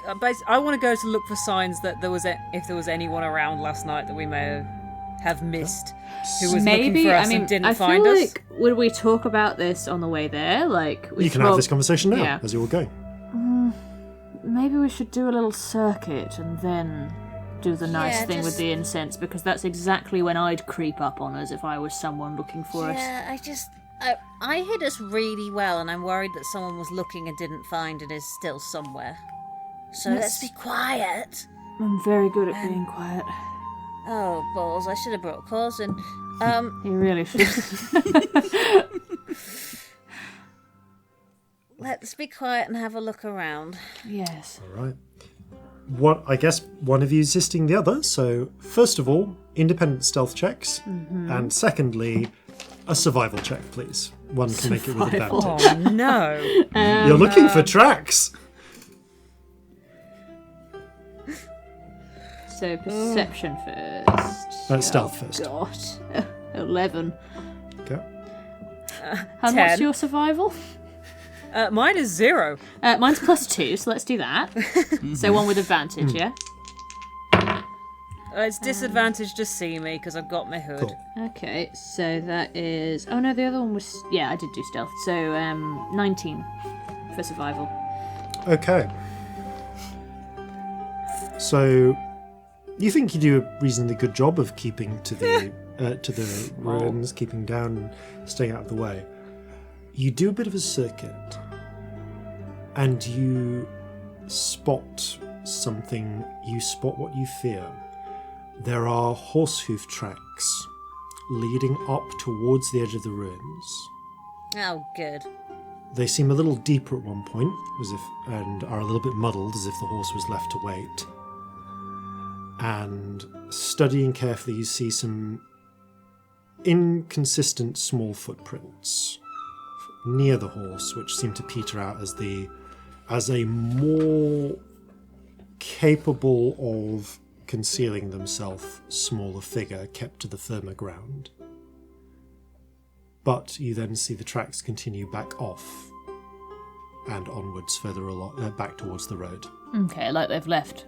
Yeah. Right, well, it looks like they're not here anymore. I'm just going to throw a message off towards where Corzin is and see if... Oh, we've got the head things, don't we? I don't even... Yeah, Yeah, you're within 500 feet. Corzin, someone was around last night. They seem to have gone, but keep an eye out. Right, will do. I'll, as soon as I'm not alone, I'll check the perimeter. Let everyone else know. Will do. You head back towards the central, well, not central, but the intact building, although it is near towards the centre of this cluster. And there, the horses are dead, everything's covered in blood. No, it's fine. No, everything is fine. The horses actually kind of like muzzily wake up as you approach. Oh. And so start to I feel wander bad we over. left them outside. They were in the inside. shelter. I mean, but, outside of the thing. There's no way they'd have fit. Celestia feels no guilt at all. Yeah, the choice was you or the horses in that space. The horses, for their part, kind of start clop over and vaguely nose at you in the hopes of food. Oh, I don't have anything, but I'm sure Oswald will. I'm sure I should have brought food for you. I'm sorry. Like, put a hand out to stroke one of their noses. Roll an animal handling check. Yeah. Okay, it's like not bad for me. This is 16. The horse licks your hand with a rough tongue, hopefully. Ooh, I don't have any food, but maybe we can be friends. Starts nosing towards the carriage where you notice where you recall Oswald kept the saddlebags with the nose bags. What do you feed horses? Okay, no, I know how to feed a horse. I'll get the food. You do that, because I'll do something weird. Here because is they're some not incense. spiders, and I don't understand. So I'm going to go do the spirit you see Scamp retrieve some little nose bags filled with oats. For your part, there's no reason I have any idea how to care for a horse particularly. We always go around on drawings. I don't know how to feed a real horse. I have no idea. Yeah, honestly, the Probably amount the of first movement... time I've bothered to stroke one. Honestly, the amount of movement from them, just casual movement, wandering around and so on, it's a little off-putting to you.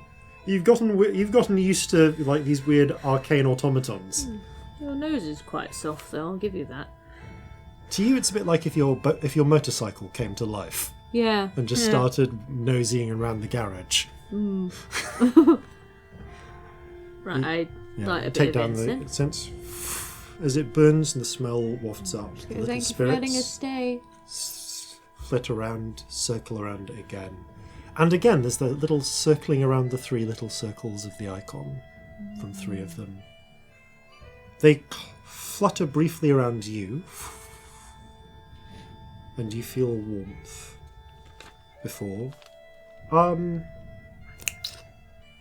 Yeah, you feel a warmth touch you and stay with you for, I'm going to say, the next 10 minutes. Okay. And then leave. Anything clear or just warmth? Just a warmth to you, but I would like both of you to make a perception check. Okay. 7. 21. A little bit after you eventually leave and help lead the carriage out, you realise that where you tread, tiny little wildflowers sprout, only for the next 10 minutes.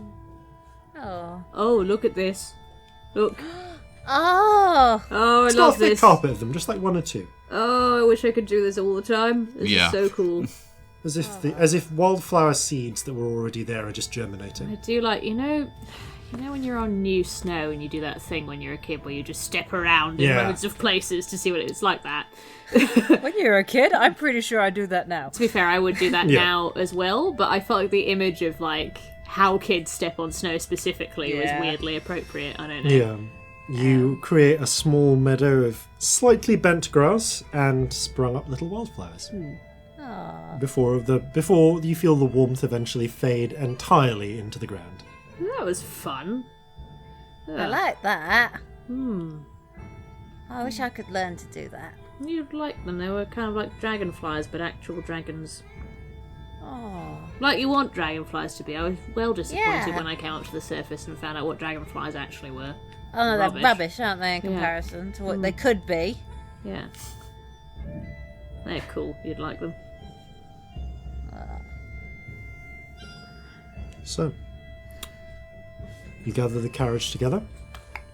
Corzin, after the other two return from the brief toilet trip, and Do I find anything on the perimeter? yes, you head out as actually Michael also goes with Oswald to relieve himself and take a bit of a search. Give me another survival check, please.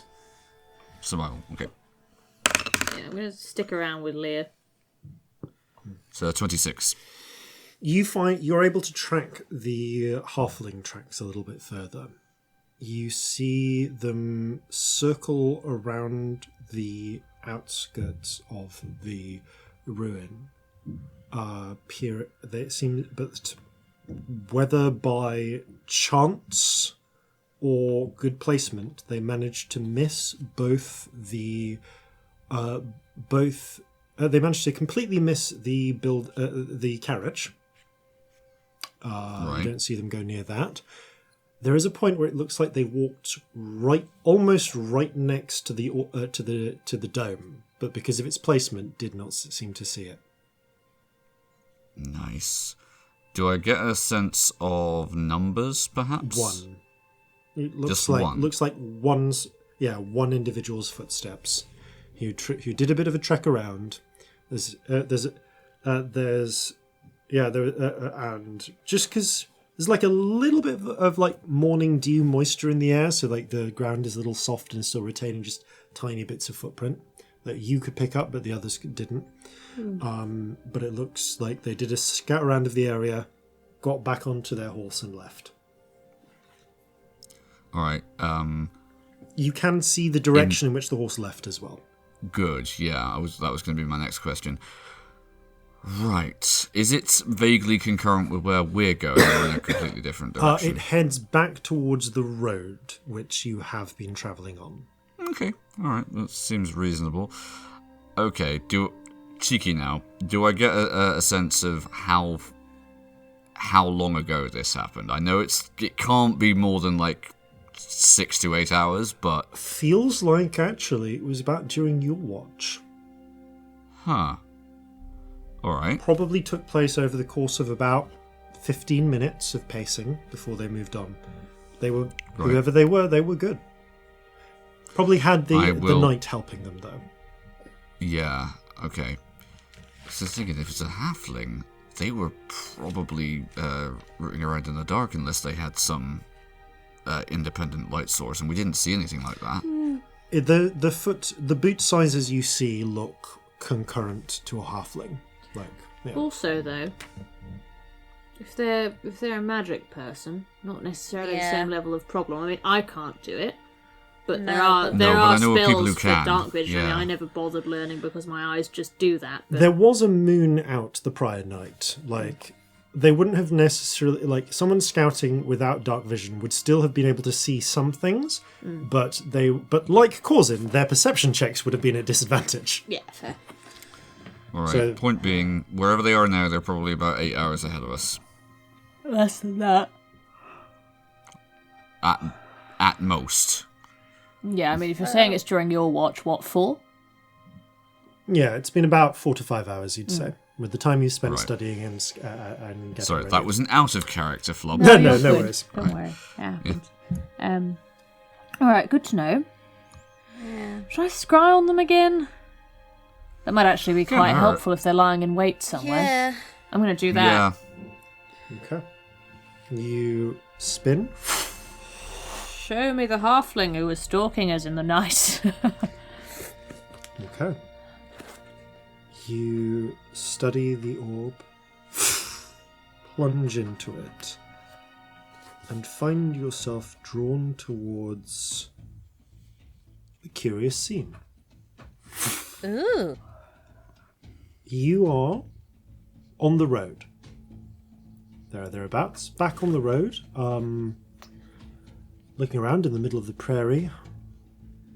You can't really see a lot around you, interestingly. There is in the distance you can see you can see maybe a farmstead on the horizon.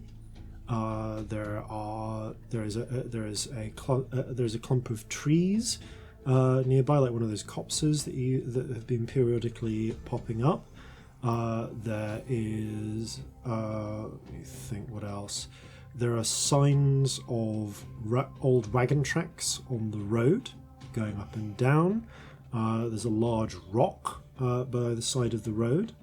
And in the fair distance, I would say, you can see the signs of more extensive farmland. Mm-hmm. No people. No people. No people. You can see a bird up ahead. Probably that same I will bastard stand eagle. in place for a second because I know that the bubble moves with the person I'm looking at. Mm-hmm. So I stand in place for a minute and see if it moves. Okay. How many minutes do you want to wait? 2. 2 minutes. Doesn't move. Any checks you want to make or any investigations you wish to conduct? What is nearby? Because you said there's a... Nearby there is a copse of trees. Have a look in there. Okay, so you wander over to there. Give me an investigation check. Okay. Shit, man. That's terrible. That is a 9. You peer around. It's essentially... I'm trying to think of the correct type of trees for this area would be. They're a type of deciduous, of warm sort of Mediterranean broadleaf tree. So I want to say, my mind is saying cypress. That feels like about right. So actually, cypresses, I think, are they pines, spruces? I'm not sure. I don't know. Ooh. It's probably not a cypress, but I mean, they look like they would be. yeah, it's something which you think is a cypress. I don't know. I am drow. Yeah, you like. There are trees. Tree types. Yeah, there's a trees. There's a series of there are a series of trees around you. You can only get a little bit into the forest, however, before you see the end of the bubble begin to appear. Is the person usually in the middle of the bubble? Not necessarily exactly in the middle, but usually somewhere within it. The bubble is roughly limited around them. Okay. Hide in plain sight. Is it a halfling thing? What kind of ability is it? Out of character, I'm asking. It's a ranger thing. Okay. Well, either way, I'm thinking maybe he's doing what Corzin does. Not a terrible So idea. I want to... Can I look specifically for that? Sure. Like, is that allowed? If I You've kind of made an investigation check, so to try and find their exact location. if that's cheeky, don't worry. No, it's fine. I clocked it and thought, maybe he's doing the Corzin thing. So I figure Celestia probably did. That's fair enough. How will you look, given that you cannot interact physically with your environment? Are you just literally wandering by doing a grid search sort of look? Yeah, 'Cause you looking kind of already- specifically for Okay. disguise. You do that, you spend another minute doing that, but that's kind of what you've already been doing with the investigation check. Yeah. What else is there other than this copse of trees? There is the road nearby. There is a large rock. I say a large rock. I wanna look at mean, the like rock. it's like the size of a boulder. Okay, you wander up. He's a little halfling, though. You wander up toward. Sorry, large of a boulder. I want to say it's the size of a large house. Is the size Okay. like it's just like a huge fuck off boulder. I go to the rock. You wander over towards the rock. Give me an investigation check. Okay, that's way better. So that's a dirty 20. Dirty 20. Okay, that makes a difference. You kind of reach the end of this bubble near the rock. It kind of passes through the rock. But as you're studying it, you look down. So the grass around here is not necessarily it's not particularly short grass for the most part. Like there are grazing animals, but it's uneven. Like there are clumps here, there and thither. And as you're kind of studying, looking for tracks, you realise you can see bits of bent blades of grass, not bent under this rock, but almost like they just cut off at the very edge. As you kneel down, you realise it looks almost like they are intersecting with the rock. Like a blade of grass is just passing into the rock. Almost as if you can see, like it should. There's no sign of an illusion. That's what you're starting to feel like. It like video game objects clipping. Yeah. Yeah, that's exactly what I was thinking. All right, he's made an illusion. He's in the rock. Good to know. I just kind of want to then try and log everything about the surroundings so that I can recognise the bit of the road, basically. Okay.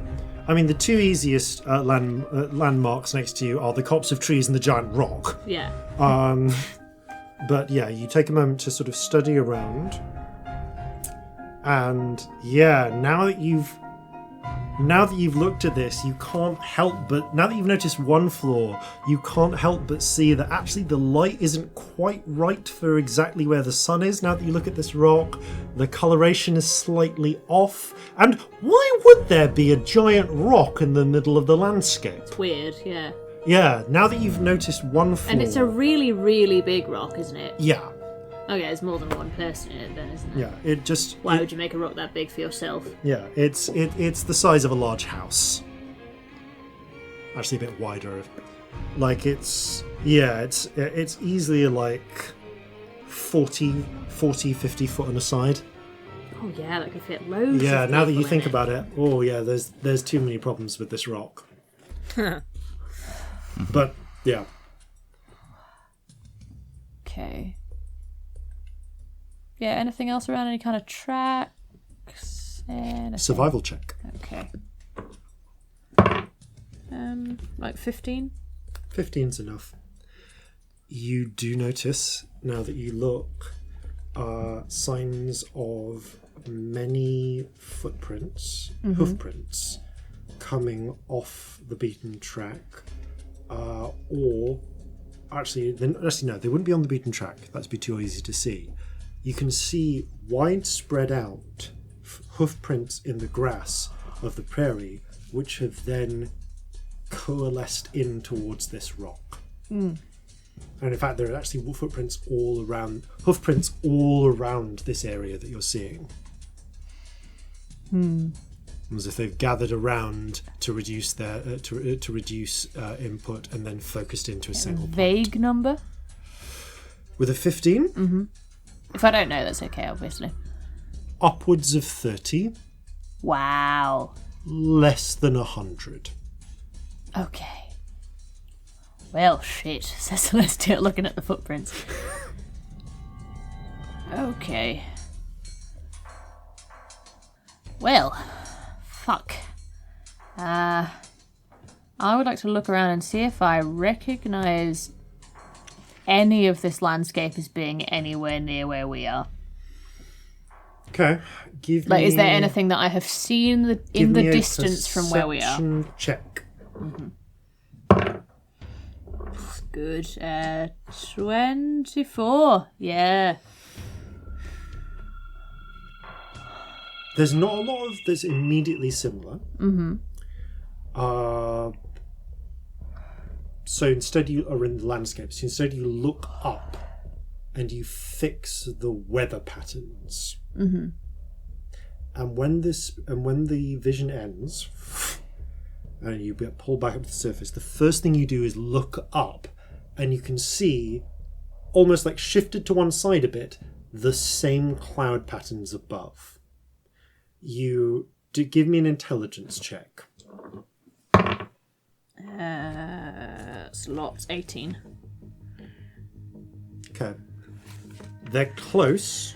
They're outside the scope of your present horizon, so they're more than about 3 miles away. Or at least 3 miles away. But judging from the position of that cloud above, from where you are, they are in the direction you need to go to head to the farm. But not like immediately close. Yeah, they are not within... Because we're half a day they're not away, so they're somewhere along that road. Yeah, you are a good... what's 4 times? Yeah, you are a good 26, 27 miles from where you need to be. Okay, cool. So they are at least 3 miles away, because you can't see them on the horizon. But they're also not close enough that we can see Michael's house. So they can't be that close because it's a big house. So you'd see it, if it's flat, you'd see it from fairly far away. So they are not within 3 miles of your destination. Yeah.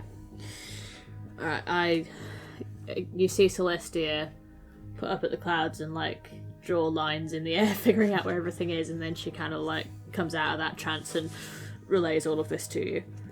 So yeah, more than 30, less than 100, so a lot. Bloody hell. Can you put your head inside illusions? They're not solid, are they? Yeah. I mean, the grass is guess going so. inside. I'm just thinking next time maybe just put your head inside and have a look. True. I just didn't know if I'd be able to see. Dunno. Oh, I was just thinking. What would happen if you made a horse fly? Only you can know that. It would be very noticeable because they're not known for that. Yeah. Oswald raises an eyebrow and sort of ruffles his moustache, and combined with like a folding of the arms and a nod towards the carriage, seems to be asking, all right, the horses, yes, but what about the carriage? Oh. Yeah. I suppose you don't want to lose that, do you? How heavy is a carriage? For the sake of my sanity, I'm going to say that this carriage weighs... Okay, here's the thing. A carriage weighs less than a mini, right? Or like a small car. I don't know. I have no concept. I want to say it does. I don't think this will work. Like Never a two. mind. Was it? I'm trying to decide if it is a half ton or a quarter ton, essentially, because I think I'd be willing to say that it's. I'm going to split the difference and say that it's 700 pounds. Right. I have zero concept of weight. Like, okay, I genuinely never know what something would weigh.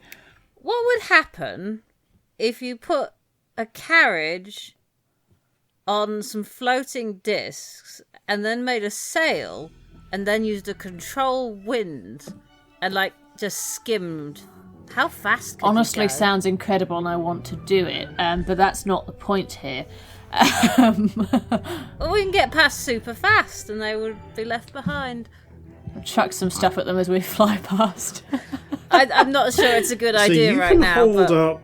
Okay, so the disc can hold up 500 pounds, but you two can of them? create you can create 2 discs, so you can create half. I think- You can weigh. Yep, you can take half a ton of weight on 2 discs. Honestly, just One sounds per wheel. so much fun out of character. So much can go wrong, and I'm so I think here you for it. need, like, you see a moment of Oswald looking at the wheels, kind of reaching into his carpet bag and producing.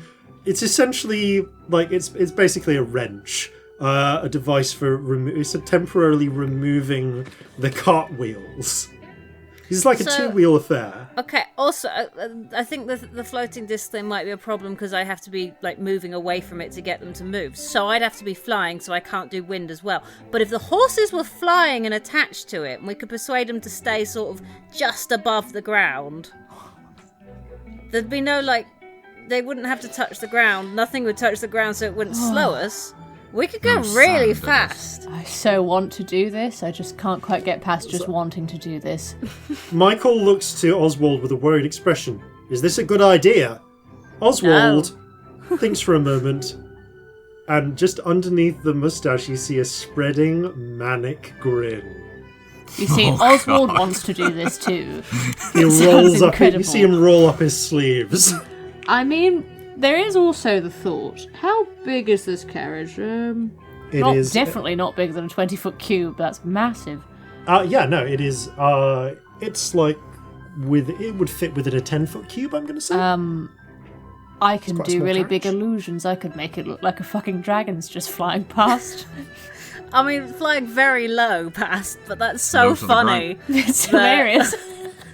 Honestly, that's not a terrible idea. That if they've got any sense, they're not going to attack a dragon. But how far away were they? It's also a little bit funny to just go past on a fucking floating carriage contraption, and I can't work out which I like better, but I really shouldn't be planning for this. It's confusing. A dragon is genius. It's so weird. A rainbow dragon. You've just invented the hovercraft. The horse-drawn hovercraft. The horse-drawn hovercraft. I like to imagine that this whole principle, much more efficiently put together, is the underlying mechanism for flying carpets, and you're just like reinventing the flying carpet from first principles. Oh. I just think we should do it. I can't think of anything better to do with my day. How far away were they? When should we do it? They were more than 3 miles and less than 30 miles away. You will have, assuming you have to do it as a ritual. So it will take 10 minutes and then another 10 minutes. You will have 50 minutes of disc time. I can only do fly for 10 minutes at a time, though. So you will have so having prepped it, you will have 10 minutes of flight time. The flight speed. I'm just checking. Fly is not dependent on the base speed of the creature, is it? No, but I think it's the same as a horse, to be honest. Yep, it's 60 feet. Yeah, but if they're dashing and So it's there's 120 feet. There's no resistance from the ground. So it's 120 feet per round. So 10, 1200. I just thought of another thing. You're definitely breaking the land speed record 12, for like yes, hundreds of for years. Calcinea, we definitely are. Actually, no. You are going about the speed. You're not actually doing too badly. You're doing it at the speed of a full horse gallop.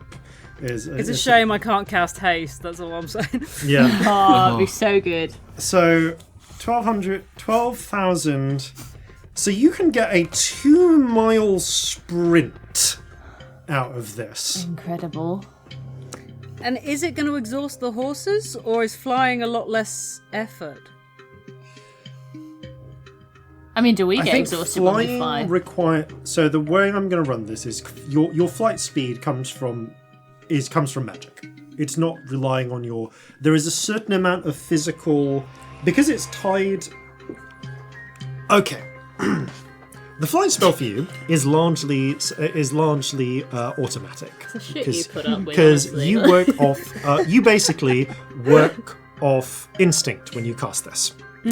However, there is not exactly a telepathic link between the caster and the flight spell. To a degree, it responds to micro muscle movements. So when you fly, you kind of will yourself forwards, and that translates into tiny muscle movements you make. So you kind of train yourself after that initial bit of weirdness of, oh, how do I fly, to start instinctively making these muscle movements. So it requires less physical exertion and more continuous focus, which is why a dash action needs to be used to double move. Essentially, you are focusing on keeping that forward command at a high enough velocity to do 120 feet per round instead of 60 feet. So, it won't exhaust the horses, but it will require an animal handling check to keep them focused enough to keep doing it. They're both about to have the weirdest day of their life. Yes, they are.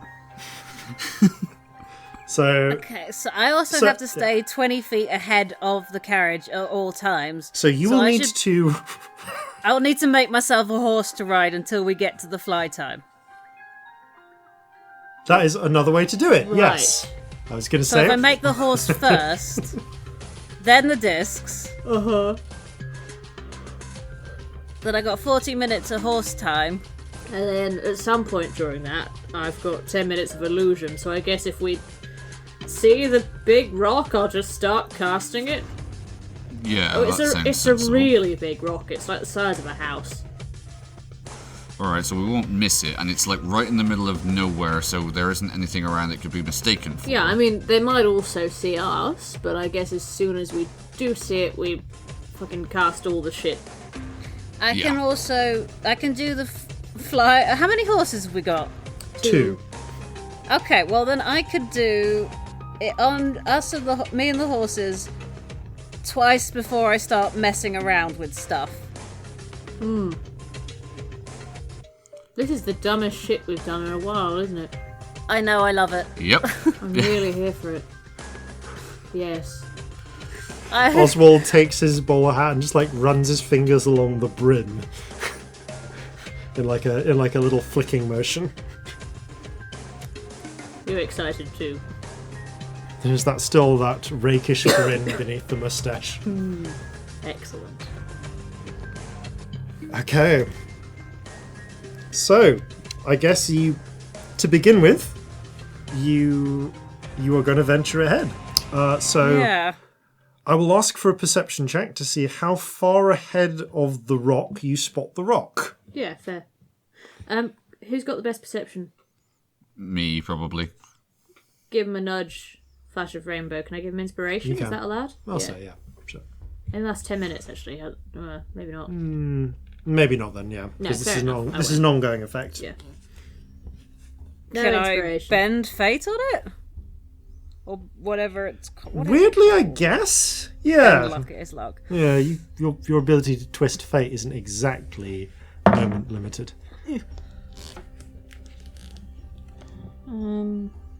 Yeah, my perception is 13. Cool. Okay. Mine is... 26. Hey. Okay. I might save the bending luck then. Yeah, probably. You spot the rock exactly at the point of the horizon, 3 miles away. Alright. I guess we start. Okay, how long will it take us to go? Well, so we've got about 2 miles of fly with one spell, is that right? Yep. How long will it take us to do 1.5 miles? It will take you 7.5 minutes, Okay. At assuming you are normal not speed. interrupted. But normal speed, before we do anything else. Oh, right, normal speed, just like going without flight. Yeah. Well, you travel about 4 miles an hour, so like 25 minutes. Just thinking, it'd be nice to not have to recast it in the middle of running past them.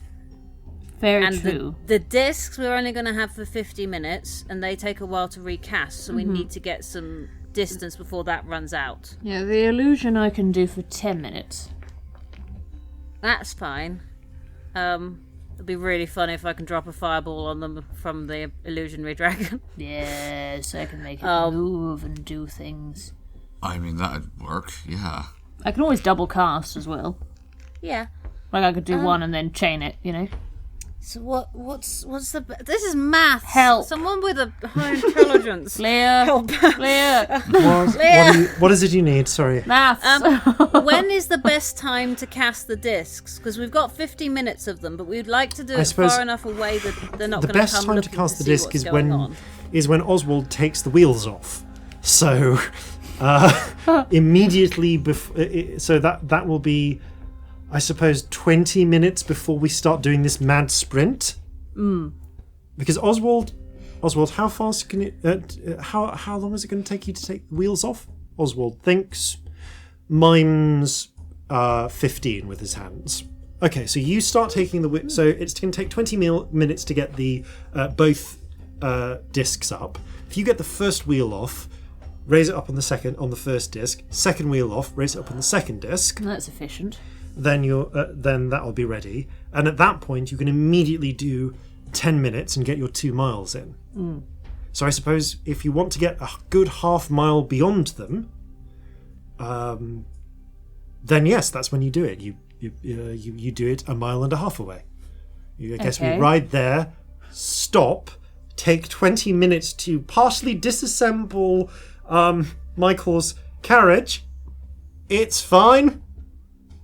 Why not? I mean, you inherited it like a day ago, didn't you? I don't imagine you're crazy attached. A few weeks ago, I like having a carriage, but, I can afford another one. That's exciting, isn't it? I know. It's very strange. Yeah, I'd say pretty much at that 1.5 mile mark when you're about to start your 2 mile dash. It'll take me 30 minutes because as soon as we're doing from the dash then. Well, or are we? I think it might be worth casting fly a little bit closer.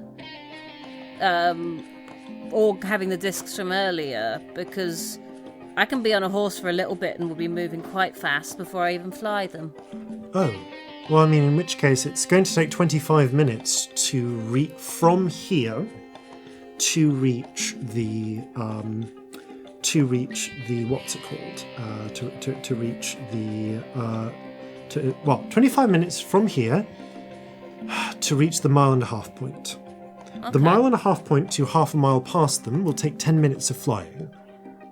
So that's 35 a whole minutes spell. total. So that's 35 minutes total. Your horse, by the time you've cast the horse and the 2 floating discs, will last 40 minutes. So if you do horse, disc, ride for 1.5 miles, with you riding your horrifying fake horse, and the real horses pulling the cart, which is now up on. I say up on bricks, up on floating bricks behind it, and then at that 1.5 mile point, you do a full 10 minutes of flight. And I do an illusion on at your this point. yes, on yourself and the 2 horses, and you do the illusion to cover all of this. Mm-hmm. At the time, then when you are half a mile away from that ambush point. So the point which we're the point where the big rock is. Mm-hmm. When you're half a mile away from the big rock, then the horses will run out of flight. And we can all recast everything. You can recast flight. I can redo the illusion. You can redo the illusion. Are they on horses? Did you see any Yes. hoof prints? You saw hoof prints. Yes. And and your horse will evaporate 5 minutes after that. I wouldn't need it by that point. Celestia's as much. looking into the distance with a sort of twitchy eye. Just goes, numbers. The short version is you should be able to get, with your flight spell, with 2 uses of your flight spells, if they are not interrupted, no, you would be able to get another 10 minutes. You'd be able to get 2.5 miles beyond them, and then both of the floating discs will go out and the carriage will crash to the ground at the same moment that your flight spells end. Okay. So if you could stop just before that, so we can at least lower the carriage down so that the carriage doesn't break. What if they follow on their horses? Good question. Are we going to be substantially faster than them? So quite a lot faster. Here's the thing. At this point, I need someone to make a nature check. Okay. I'll make one. No, it's a 1. 15. 15. Okay. Yep. Here is where Jason does a brief moment. Are you Googling how fast horses are? I think I'm going to have to use the sprinting rules, actually, from the... I'm going to use the sprinting rules from the player's handbook, basically. So if you are doing long overland movement, not forced march, but I think it's just a check once per minute, basically, for sprint.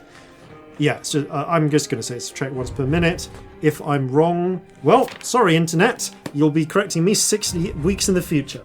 So I'm going to say it'll be. No, don't tweet us about maths. There's never any point. So you I can get that keep it's from a good place. Yeah, basically please from the point at which It's 1 in the morning. Leave us alone. Yeah. From the point at which a chase happens, so you once per minute. After the second minute, I think. Let me just look up. Right, I'm gonna work this out, and then I'm gonna tell you what this is in what Corzin knows about horses. Right. Which is essentially... Where is W? Okay, comes down to the constitution.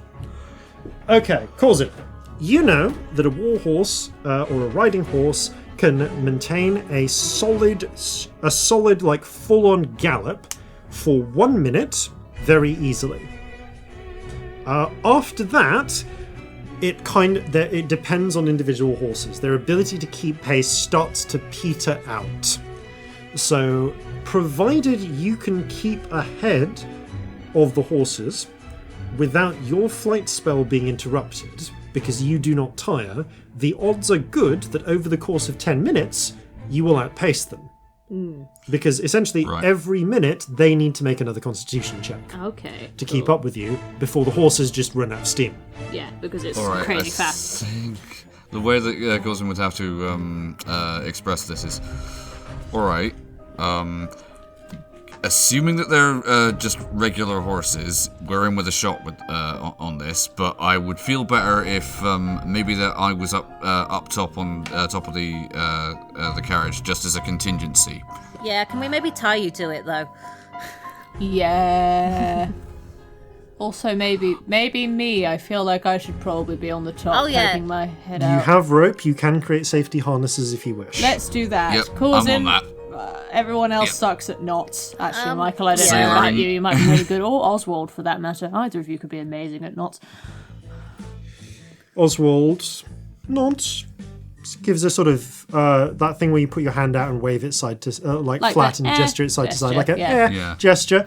Oscar, I will say that. Oscar. I will say that Oswald can assist your check, Corzin. Okay, happily. Like he's capable with knots, but he wouldn't say that he's top of his field. So would that be an advantage to a sailoring check? Yes, advantage to a sailoring check for creating harnesses. Because this carriage does not come with seatbelts.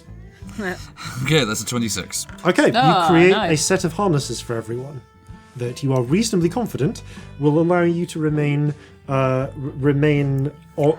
on top of the carriage should you be rendered unconscious or there be a crash. There you are, give that a try. Well, that's good. Yeah. Thought, though. What was my thought? I had a thought. It was a good one. What on earth was it? Ha! No, it's going to come back to me when it's important and we're all dying because I forgot it. It'll come back to you. Don't worry about it now. What was I thinking about? I got distracted by Oswald's mustache. It is great. It's really good. Oswald's mustache bristles. Oh. Oh, it was an out-of-character question. Never mind. Mechanically. Yes. Because we have ridden horses before, we should know these things. Can the horse use a dash action that is separate to the person riding it? Does the person riding it still get an action? Yes, the person riding it. So horses, when they will still be shooting at us? Yes. Anyone pursuing you would still, if they are in range, be able to shoot at you. Oh, that's a problem. What? Well, they'll still be shooting at us the whole time. We just shoot stuff back at them. Fuck them. Yeah, but there's 30 of them. Kill them all. I'm sorry, I don't know. I don't have solutions to these things. If they're dashing at us with horses, then the easiest thing to do is to scare the horses. True. I mean, I don't want to be that person, but 300 feet away, I could just drop a fireball in the middle of the rock. Do it. That'd do it. They'll probably mostly be alright, but the horses? I don't know. Well, I mean, at the very least, 30 horses freaking out is enough to put anybody off. I say yes. Yeah, every second they spend getting their horses under control is a second we're further away. Do it. Do all the things. I won't be able to dash at that moment. We'll have to slow down so I can cast for a sec. Okay. Alright. Okay, well, that's a thing we'll do when we reach 300 feet from them. Excellent. What's the range of your longest gun? Just double check. It's 320 feet. Yeah, the carbine would be, yeah. Okay, well, hopefully we'll get 20 feet of them going, is that a fucking dragon?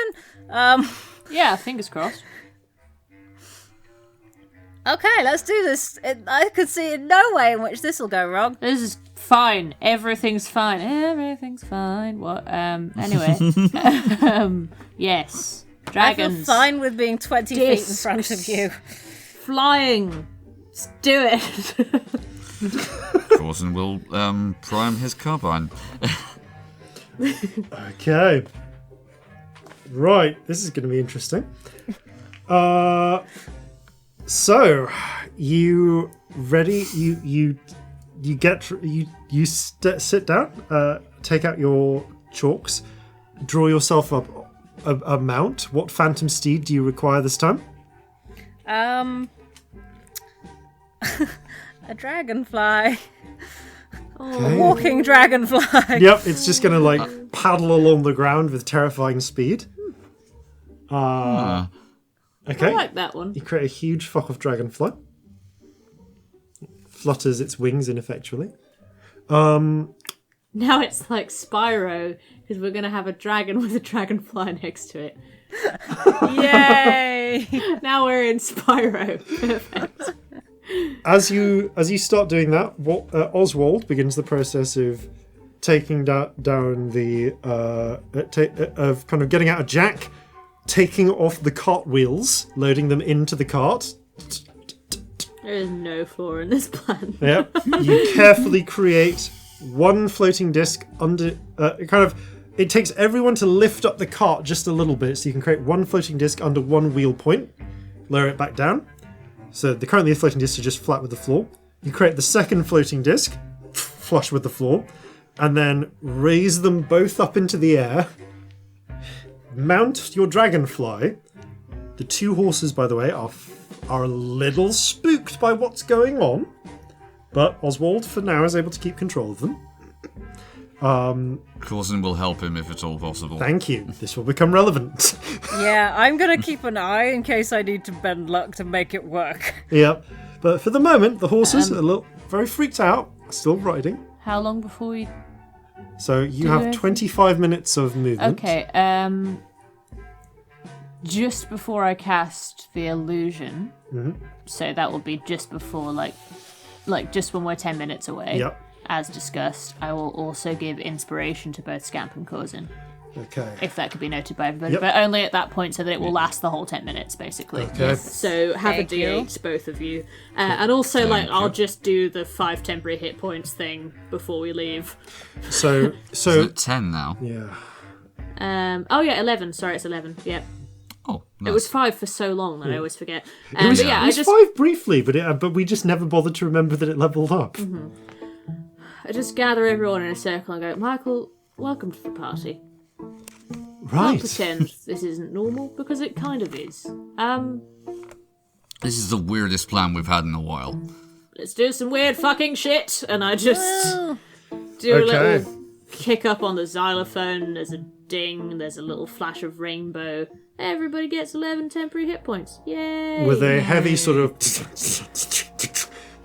Oscar gives a... The horses start galloping up ahead, and as I start smoking a pipe of tobacco. you light up your pipe of tobacco. Scamp, as you cast your spell, you and the horses, as they're galloping at full rate, the galloping continues. You notice that beneath their hooves, smoke is rising, and just like a little sparkle of flame as they lift into the air. And if anyone has seen the 1980s movie Kroll, you know exactly the scene I'm referencing. Oh, best scene. So good. And begin speeding We need fire mares. just above the ground level. If you haven't leaving- seen Kroll, watch it, seriously. There is actually Krull. there is a trail of dust after you, not because the feet are actually impacting the ground, but because of the undertow that is being created from your 8-mile-an-hour sprint forwards. Whee! That is a 5th level spell gone. Okay. Click. So you are getting so at the same time as this is happening then, so you've got your 10 minutes. What illusion do you create, Celestia? So as always with the illusion spell, it's the rainbow spirit. Turns into almost like a tiny little paintbrush. Not quite a paintbrush, more like just a little thing. But she paints with it in her hand to make the form of a tiny rainbow fucking dragon. And blows it out of her hand, and it kind of surrounds them in this carriage. So that we're like in the middle of it, so you can't see us, is the idea. We're effectively in the belly of the dragon, is what I'm going for. You create It is a 20-foot cube, so it should be big enough. Okay, you create this bizarre prismatic dragon. Yeah. I mean, I'll be outside of it because I'm flying 20 feet ahead. Yes, so yes, you will be outside. I'll be right on the edge of it, maybe. Everybody else should be inside. Okay. And yeah, This full is a like breathing out rainbow flames now and then. Like there's heat, there's crackling lightning coming off the spines on the back. Like I fucking go for it. Okay. And I just imagine her kind of like harnessed to the top of the carriage, kind of like standing on there and like moving the dragon around like it's a fucking video game or some shit. Yeah, okay. So yeah, just like to the rest of you can see like through this illusory dragon, just Celestia like standing almost like surfing. Yeah, harnessed like down, but surfing. like surfing, gesturing with your hands, puppeting the dragon. Yes, it's like puppeteering. That's what it is. Okay. Yes. Fun. Hopefully not, because the puppet does what it wants. Yeah. That's what I learnt at puppet school. You do what the puppet wants. Okay. Oh. Let's roll. I'm just going to roll a morale check. So. Okay. As the. So you are getting ready to trigger at 300 feet from the rock. Yeah, Is and I am right. 20 feet ahead of the carriage. Okay, so you are 20 feet ahead of the carriage. So if you are fully 20 feet ahead of the carriage, then you are I have to outside be. of the illusion. Yeah. Okay. Because I have to be 20 feet from the disc. Oh no, that's can fine. move. You can if the discs are towards the back of the carriage. I'll say you are just in the head of the dragon. Oh right. Yes, please, because I want to breathe fire from the head of the dragon. Okay. You are just inside the head of the That's dragon. perfect. So Celestia is working to keep the head focused on where you are. Well, I mean, in theory, I can cast from further away, but I think it's probably worth saving it for the fireball. Yep, fine. So, at the point at which you hit 300 then, okay, in this same instant, I think we are almost too far away for initiative to exactly matter at this specific point, but I will require it in the moment afterwards. Because... So you hit the 300-foot point, Scamp, and I will call this round 0. What is your action? I'm just going to ask you to declare action, because simultaneous things will happen. I will cast a 4th level fireball. On where? Center of the rock. In the center of the rock. Okay. As the golden pea of light shoots out, I'm going to ask you to roll I'm going to ask you to roll damage first of all, because that will determine whether or not this 4th level even can matter. Is 9d6. Yeah. That's 5, 6, 7, 8, 9. Jesus. 9, yes. Oh, some of those are lovely. 12, 15, 20, 25, 30. 33. 33. Nice. Ooh, That is not bad. that is not bad at all, and I think that one's going to come down.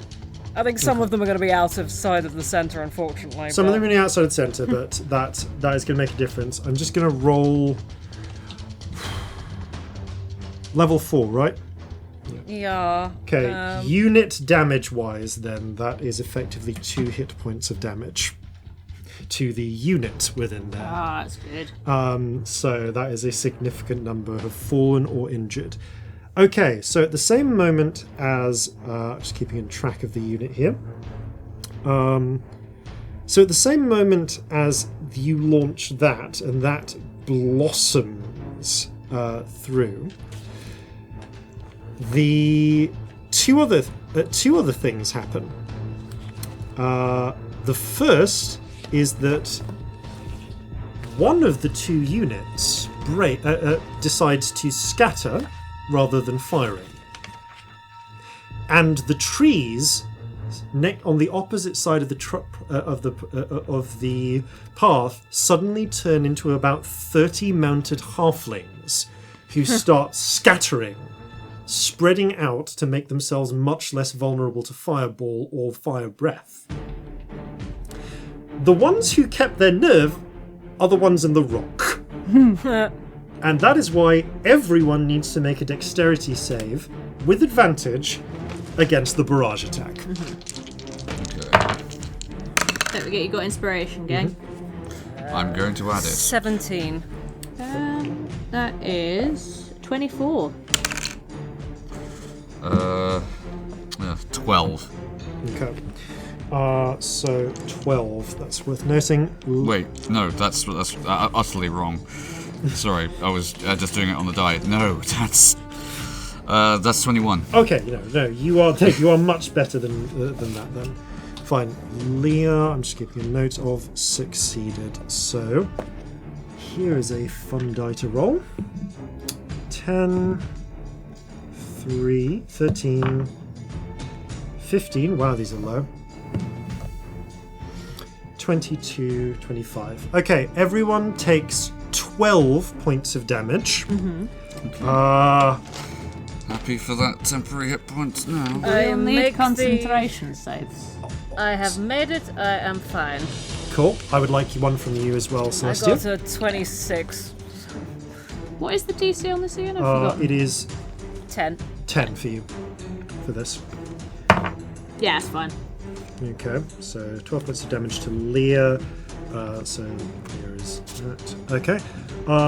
So at this, it's worth noting Oswald also makes it. Yay. Michael, I'm going to say, is securely inside the carriage. The carriage cannot save against this without a deliberate sort of steering check, which Oswald is not busy. Was a bit focused on saving himself at that moment. So I will say that the carriage has now taken 25 points of damage. And in the interest of sanity, the carriage is a bit shot up, but it's fairly sturdy. It's alright right now. It could take about 4 more. It could take 3 more of those. Okay. I'll say the carriage has 100 hit points. I'm gonna make it look like when the barrage comes. I'm gonna make it look like the dragon's been shot, but it's just pissed off and not hurt. It goes like. Okay, so that's what happens there. I'm going to roll a check for someone. Okay, yeah, they recognise that. As that happens, yeah, actually, could I ask Corzin and Scamp, for the sake of it, just both roll me a d20 and tell me what you get. I want you to roll your dex checks for the horses. Okay. Oh yeah, the dragonfly disintegrates into chalk. I got a 9. 9 and 6. Yeah, that's not enough. Both of the horses. Oh no! That's so. Both of the horses take 25 hit points of damage. Shit. One takes 3 shots. One takes 4, and it's enough to knock them out. They're not instantly dead, but they are. But as they tumble along the floor, the tensors floating disc is now. There is now no horse pulling the carriage. But I'm pulling the disc. But you are pulling the discs, Do I have a and the bonus discs action? are still following. They're carrying. So the horses are actually unnecessary in this situation. I will say that this is kind of round zeros, but yeah, everyone loosely can take it. I'll let you take a bonus action because I'm about to roll in a proper initiative. I was just going to do a healing word on one of the horses. Okay. Is that allowed? Yeah, I'll say you can blank one. One of the horses, as it rolls, kind of unsteadily picks itself up and just bolts. Well, balls. Just no. I mean, you know what? Shit. They hit the ground. Yeah. They're still harnessed to the carriage. Mm-hmm. Yeah. I was going to say, pull the bolt. No. Yeah, you're the one who thought to do that. I'm going to call this a dexterity check, Corzin, to see if you can grab the bolt in time to release the reins. Okay, come on.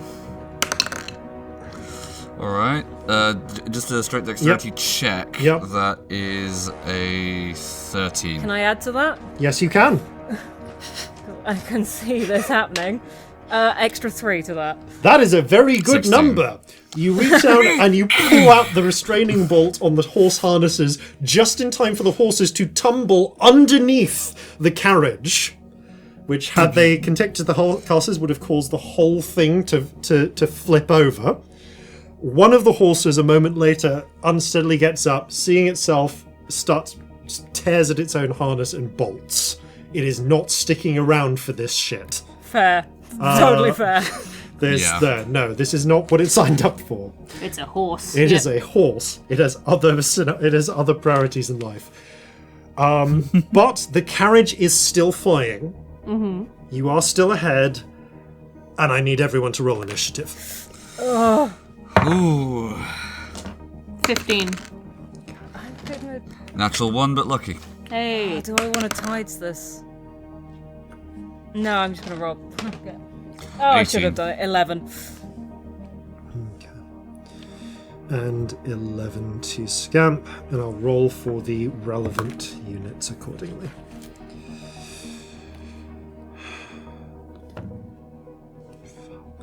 Okay. And cool. All right. As that is happening, then, yeah. First things first are actually the sharpshooters. The group of halflings atop that burst out of the illusory trees start to rally in a loose formation, sweeping towards this dragon. They are going to try and fire. They're going to try and fire on the carriage loosely. So this is a barrage from them. They are keeping close to maximum range, though. So I will say that they are, as far as they know, their maximum range is equal to the dragon's maximum range. They are 300 feet. I'm going to say they're going to keep 300 feet away, circling around.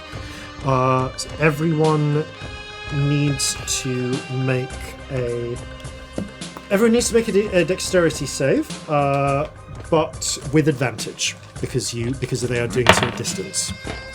Ooh. Dirty 20. I'm going to use that inspiration, I think. Mm-hmm. I don't think it will help. 13. 15.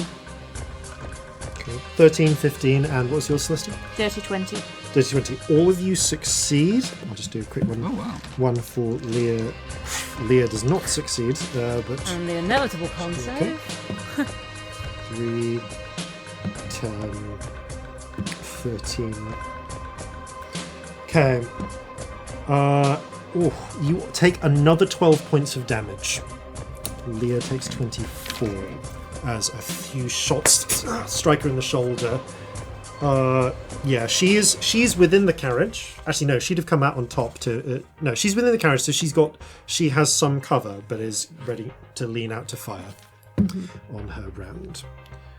Okay, that is the sharpshooters go. So they are staying a good 300 feet away. They are spreading out to avoid too many being caught in fireballs at once.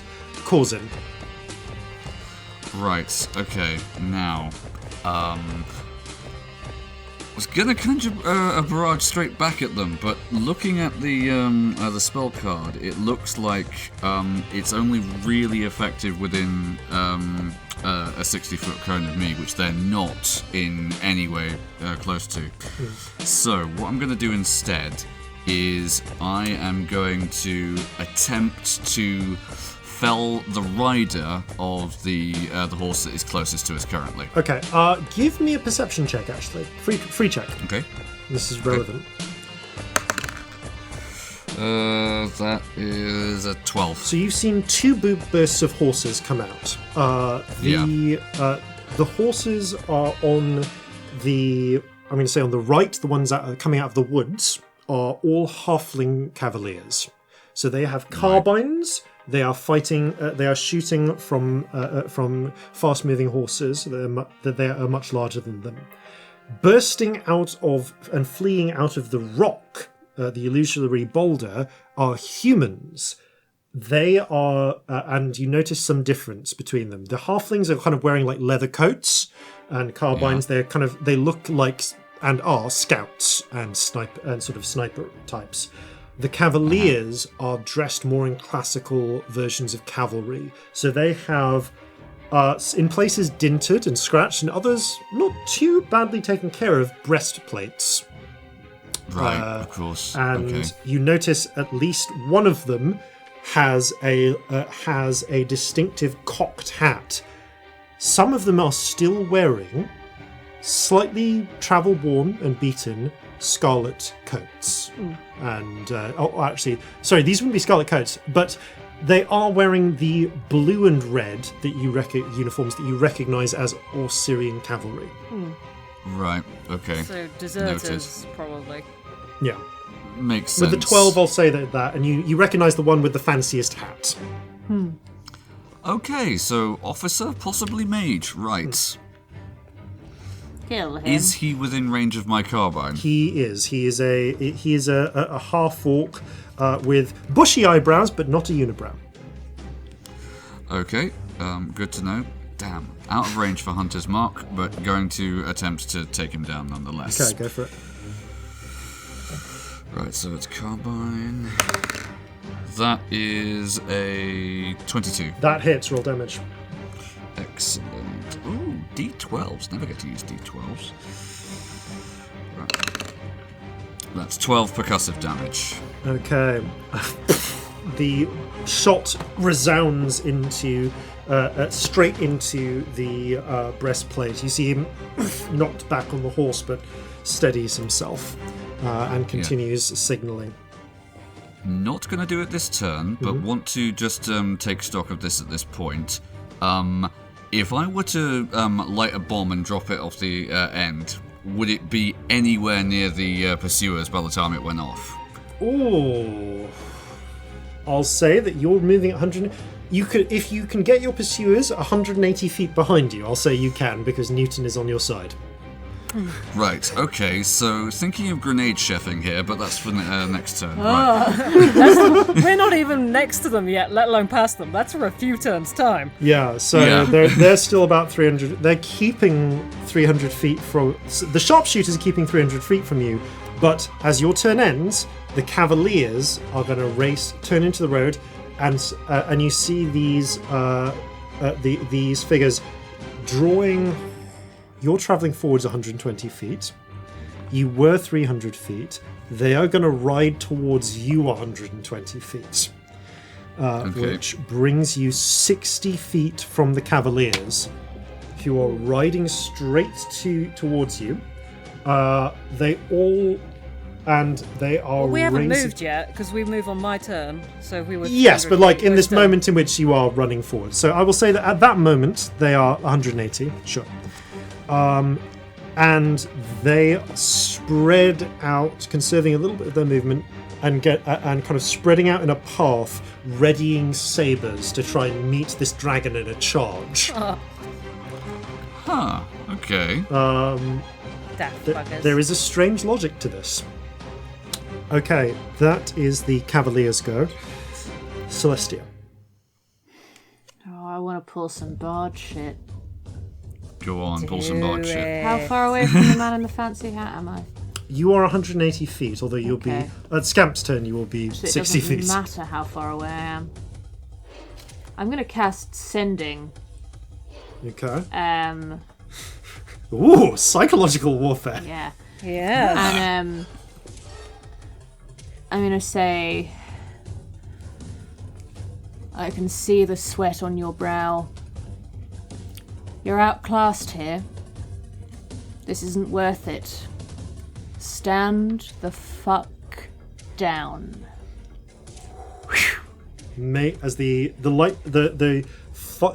bundle of spirits are just like a lightning bolt straight to him, to his head. You see his head snap backwards a little from the impact. Roll an intimidation check. Thank you. Yeah. Oh, I really want it to be good. Roll high. Oh, please. It'll be so good if it's good. Oh, it's not bad, you know. Hang on. It must be intimidation. I've forgotten all the numbers. Oh, shit. 27. Okay, that definitely triggers a morale check for the entire unit. Okay, so 1 failure. Okay. Yeah, I mean, the first one was a natural 1, so I'm going to say... I mean, one's a 1, yeah. Yeah, 1's a 1. They drop 2 hit points from as the captain. The captain has a moment of panic and screams, and some of them start peeling off, interpreting it as orders to retreat before he manages to regather them. So the Cavaliers are down to, I'm going to say 3 out of 7 hit points, but he does manage to get the unit back together. They're not completely finished, but they're not dents finished, them. but it's looking bad for them. Again, there's a lot of some Cavaliers were killed in the initial strike with the fireball. Others are just fleeing. They're deciding, nope, we've gotten orders to retreat. We're confused. They are peeling off out of the fight. I quite like that you're counting that as lost hit points. That's a good way to do that. Yeah. Yeah. It's not always death. It's just interesting. I like it. if their morale breaks, they just start running. No, it's cool. Anything else I want to do? Let me think. I'm so glad you got that restraining bolt in time. Yeah. God, that would be That horrible. would have been really, really bad. Me too. Oh God. You know what? I'm most worried about keeping us in the air, so I'm gonna go Scamp, keep us flying, and the Rainbow Spirit comes up and sort of like claps him on the shoulder, and you get inspiration. There you go. Okay. I mean, now Because the I feel horses like are that's dead, more yeah. vital than causing getting a good shot in. Oh yeah. Yep. All right. You see the as you race forwards. I've not been that full of shit in ages. I can see the sweat on your brow. Your perception score was not high enough to notice her at first, but couched in the group of halfling carabineers, one halfling raises a hand with a not dissimilar glove and gauntlet feature to Oksana out of their brown coat. And as they do so, you catch a flash of a brilliantly made steel breastplate. Yeah, it just shimmers for a moment in the light underneath. And she twists, and she is a red-headed halfling, and she twists her hand and flicks it front of the approaching dragon. So this. How far away is she? She is more than 60 feet, or she would be doing something else to you.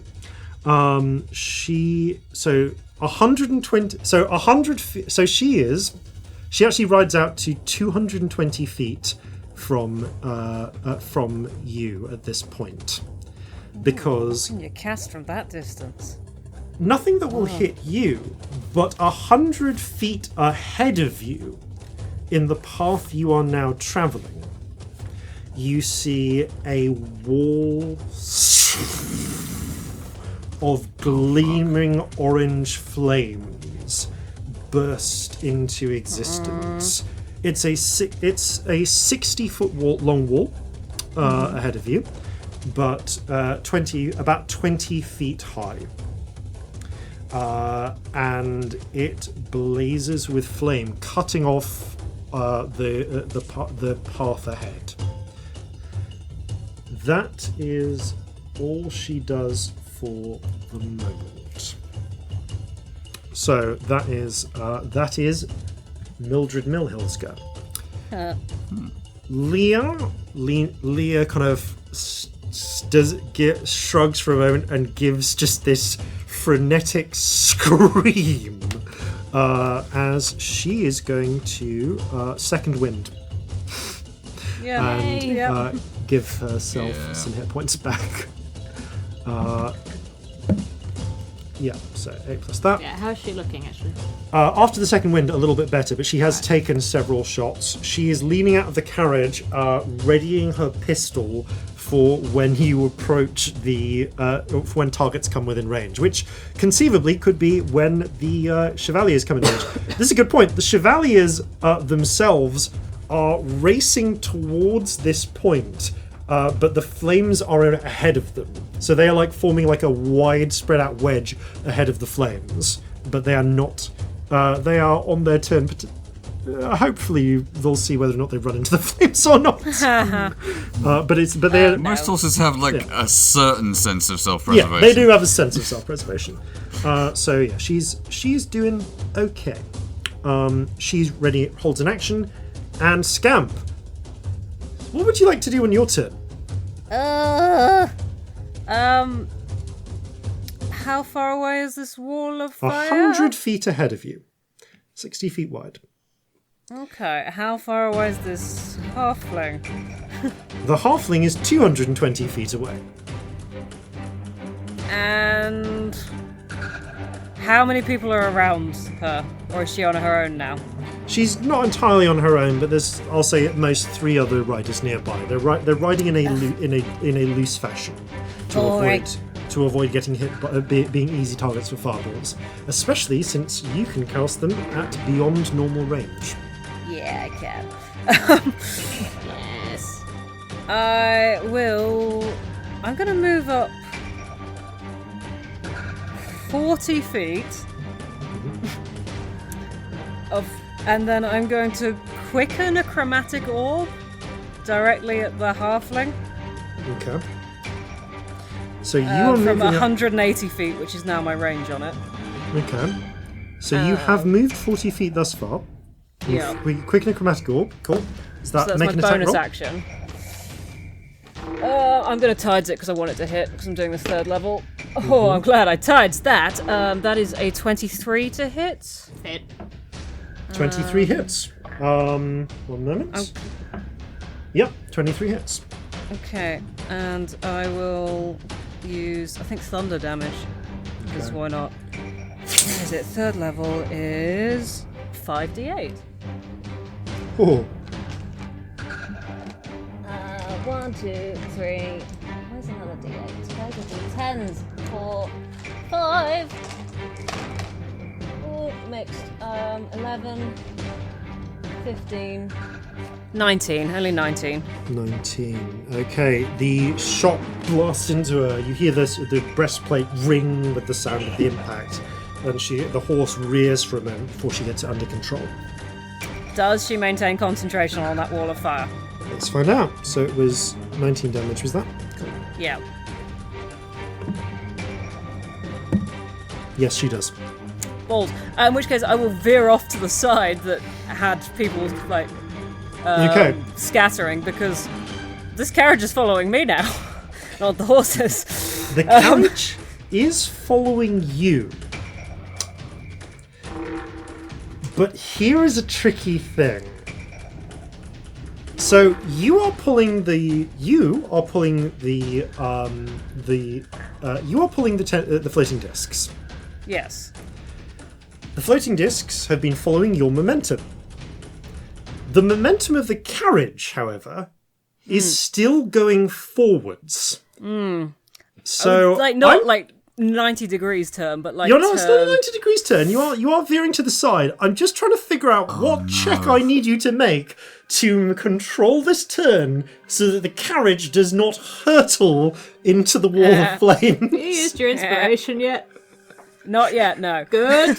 Because that would be awful. This is to do with your skill at flight. Acrobatics? And I think this is an acrobatics check because I just established earlier how flight works. Because it relies off your muscle movements, your instinctive dear. muscle movements. So I need you to make an acrobatics check against Newton. Okay, I'm going to use the inspiration. That would be wise. Okay, this is not going to go well. That is 14. No, it's not going to go well. Oh no. This is spectacularly bad. Oh, it's so bad. Yeah. Nothing I can do though. You veer off to the side, narrowly avoiding the edge of that 60-foot wide wall. Unfortunately, while your discs turn to follow you, you don't quite manage to turn in place, and so one disc just slips out from underneath the carriage. Ooh. At the same moment, the other disc is still providing upward lift after a fashion, so the whole carriage flips, sails through the air, and rolls. Oh, fuck. Freeze frame. We're all tied to it. I will let you use a reaction if you have one if you want to try and cut yourself loose, but otherwise make a decision on this moment. Are you sticking to the carriage? Are you trying to leave the carriage? What is your everyone's still attached to the carriage, and then that's it's Leah, Oswald, and my instinct Michael. would be to hold on. I think I'm gonna roll. Okay. Yeah, I'm holding on. Okay. Leah and Michael are inside the carriage and have limited choice. I'm going to roll to see what Oswald does. Fair. Oswald is sticking rather than running. Okay. As the carriage sails through the air, well, it's already got 100 feet forward movement still. So in this moment, it sails, first of all, through the flames. Everyone make a dexterity check for the flames. Great. I'm going to give the people inside the carriage advantage. That's decent. 26. Oh, 23. Check. Sorry. Sorry, dexterity save. Yeah, 26. 23. 23. Okay. Well, imagine if we Fucking hell, Oswald, you have the luck of the halflings, don't you? We really can't get Michael killed, gang. So 5d. Or Leah, obviously, but like. Oh. Yeah, let's roll this then. 1, 2, 3 d8s. That's 4 d8s. I know I've got a fifth one in here. Fuck it, I'll just roll these and then add another. 25. 29 total damage. So everyone who saved, which is both of you and Oswald, takes 14 points of damage. Mm-hmm. Right. Leah takes 29 points of damage. She's still up. Reducing her to 1. Oh! Michael sorry. is on death saves. Right. Michael is at 0. Which is not surprising. Michael is not a combatant. Leah... So at that moment, there's the roll, and I'm going to say that there is enough forward motion that this is still in the air until the start of Scamp's next turn. So you have just passed through the wall of flame That's fun. at the point where this is happening. The carriage also takes 29 hit points of damage. for reference, how big does the carriage count as? Would it be a huge object, a large object? It's 20. Pardon me. It's 20 feet by 20 feet. So we said, so that's huge, not gargantuan. Illusion-wise, hang on.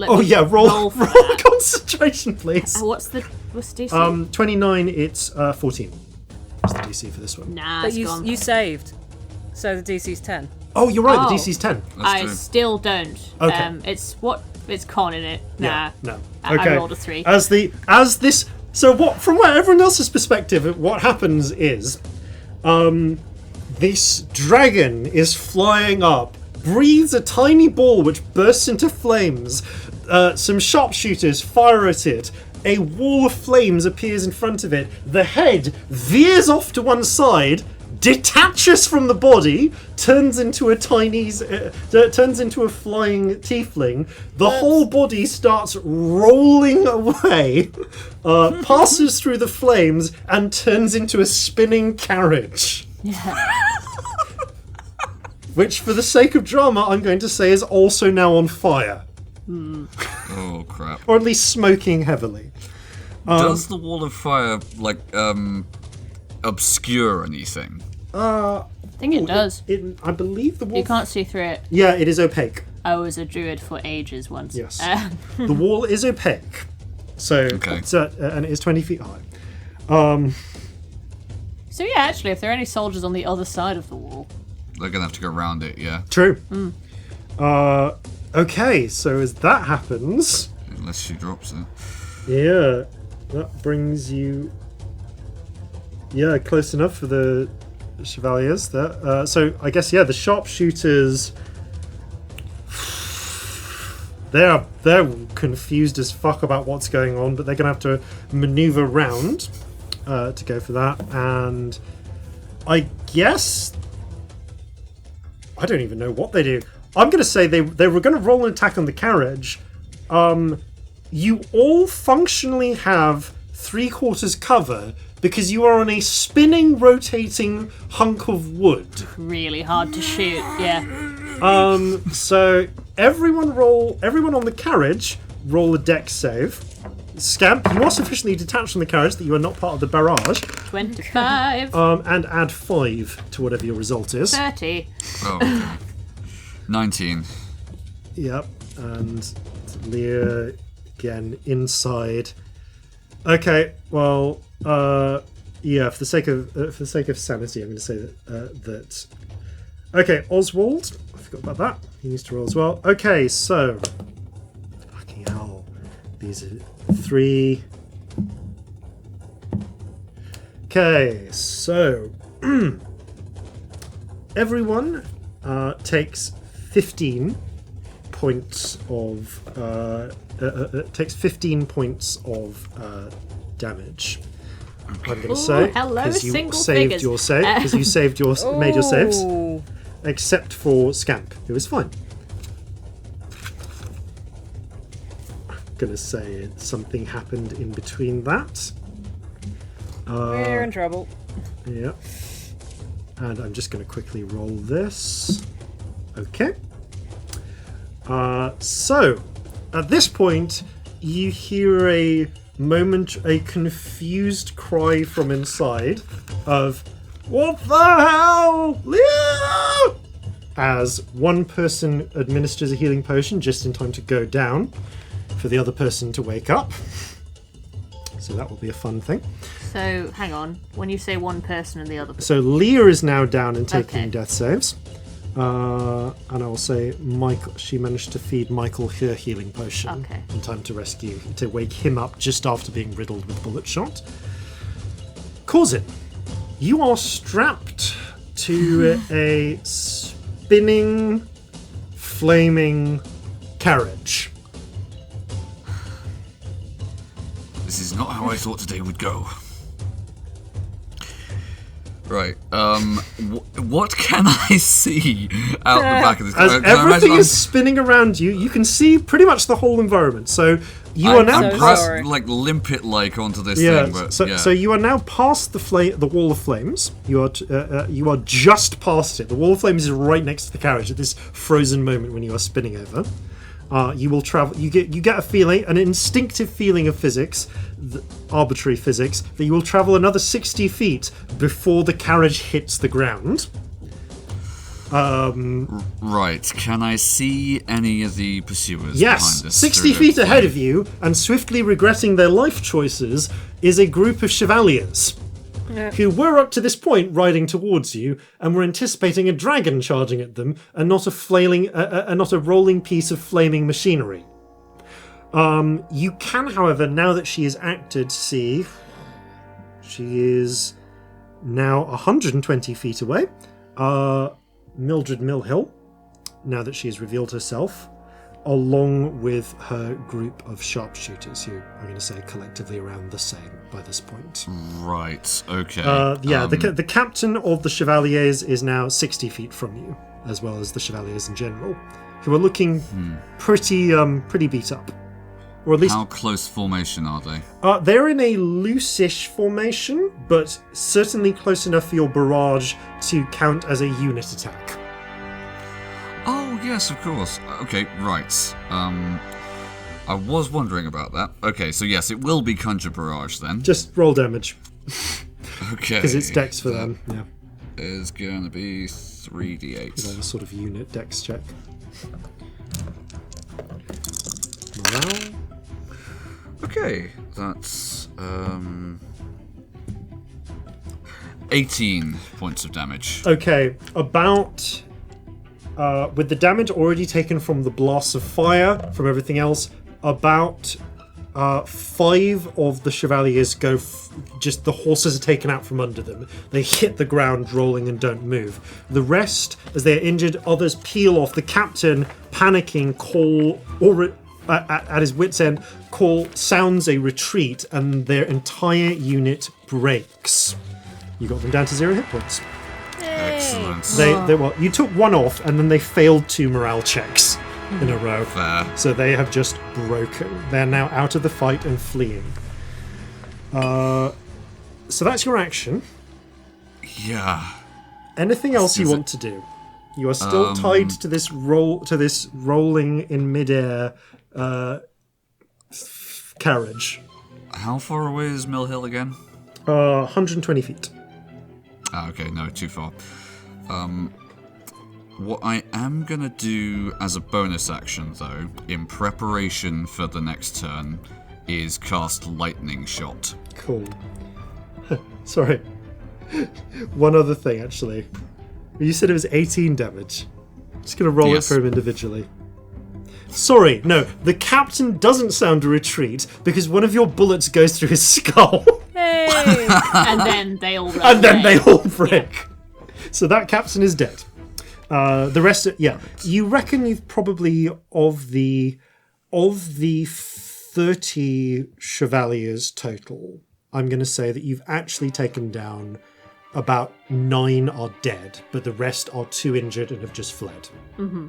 Fair. So the unit is like The unit is down. broken. Dead, Yeah, so the unit is they're broken. They might uncoordinated. reform at some point, but you've taken out enough of them that their spirit is broken. They are fleeing the battle. Okay. But you have 9 corpses, as it were, to deal with. So at that point, Corzin. So still flying, still rolling in the air. What do you want to do about being on top of this falling wreck? Are you happy where you are? Yeah, I'm gonna continue holding Okay, on. you're going to hold it on and rough it out. Celestia, Um, you're strapped to a flying, rolling wreck. yeah, that's not my main I've been in concern. rough seas than this. The first thing I'm going to do is just shout Leah, like Leah at the top of my lungs, and that is a healing word at level you. 3. Because I Roll think healing. I hear her Yes. like. You hear, Well, I hear like Michael freaking out. yeah, so you hear I Michael assume- freaking out, and a moment later, Celestia! Oh, good. Okay.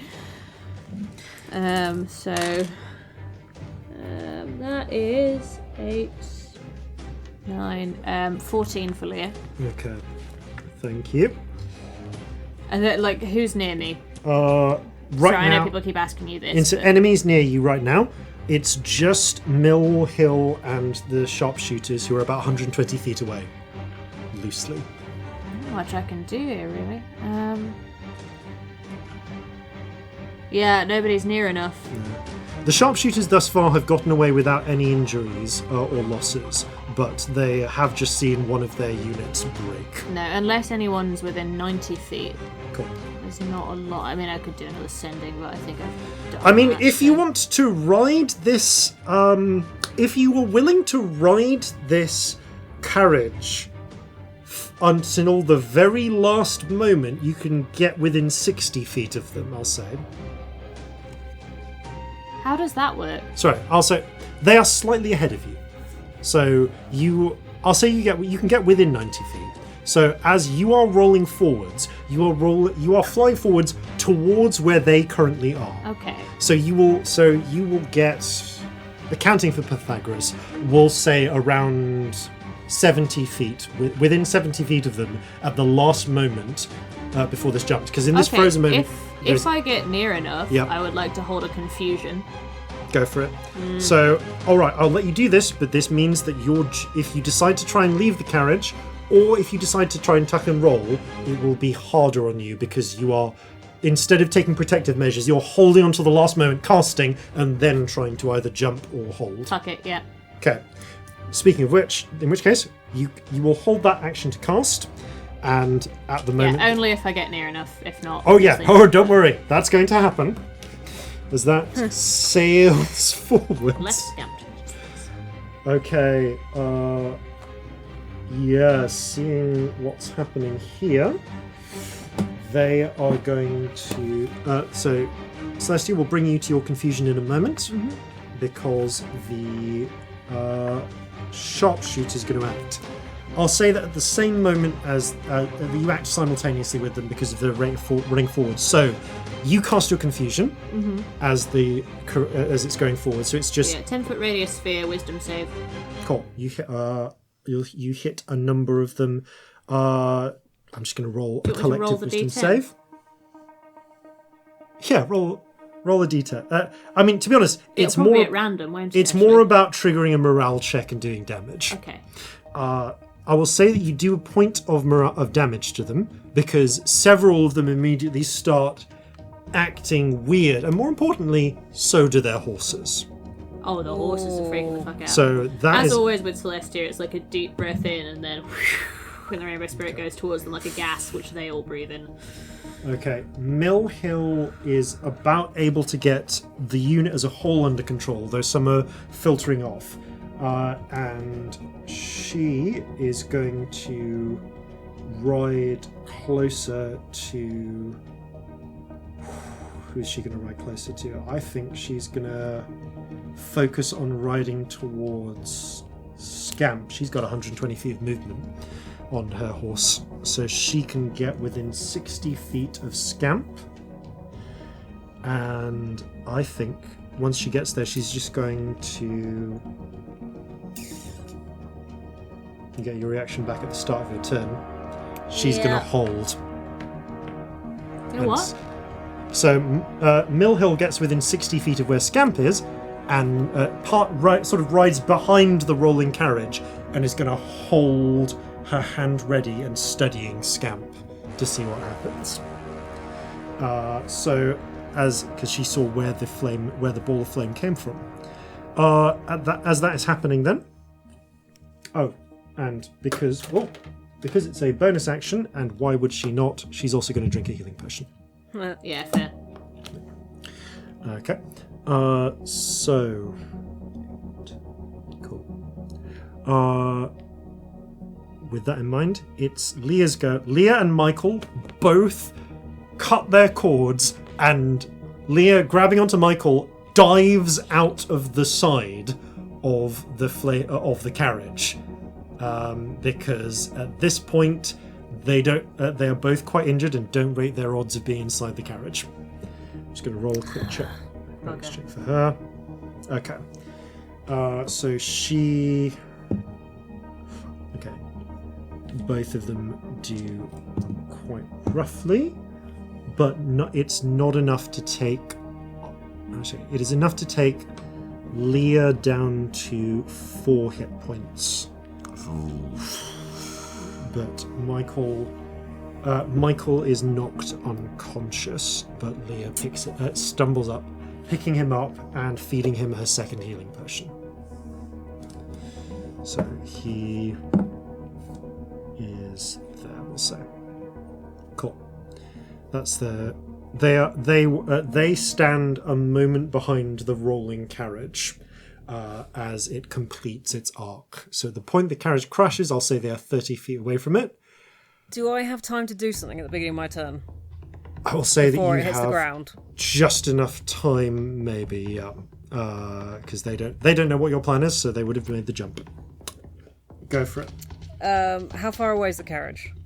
It is. I'm gonna say it's about 80 feet from you. Oh, that's fine. I'm gonna move very slightly more than 60 feet away from her. Yep.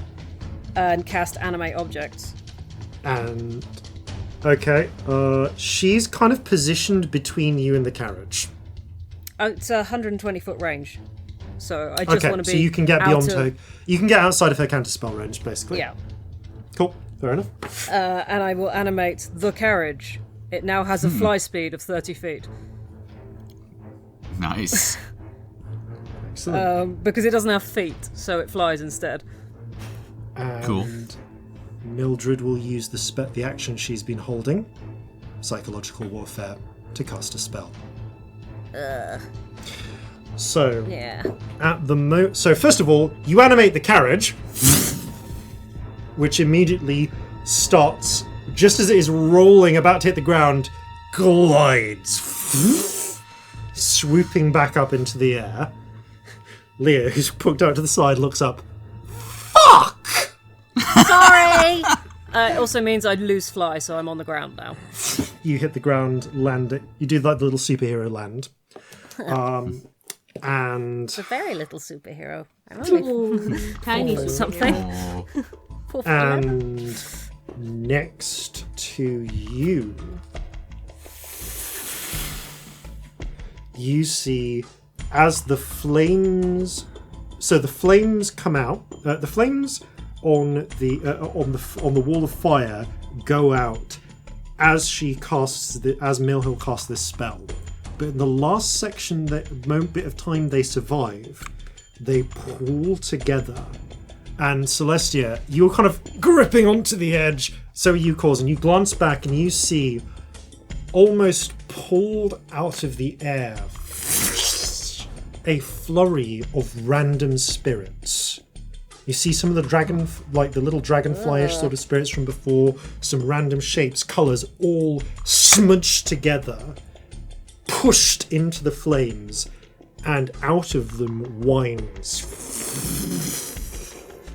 a long serpent of fire. Damn.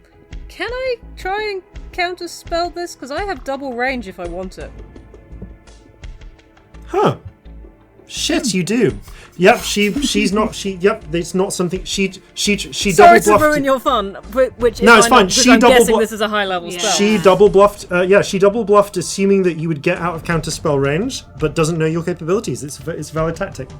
Okay, if you can double Yeah, counterspell, what level then I want to do? I might be reckless and do this at 5th level. okay. Yeah, go for it. Now to lose at this point. Because this looks like she's doing something big. As this is happening, you slash a hand, No.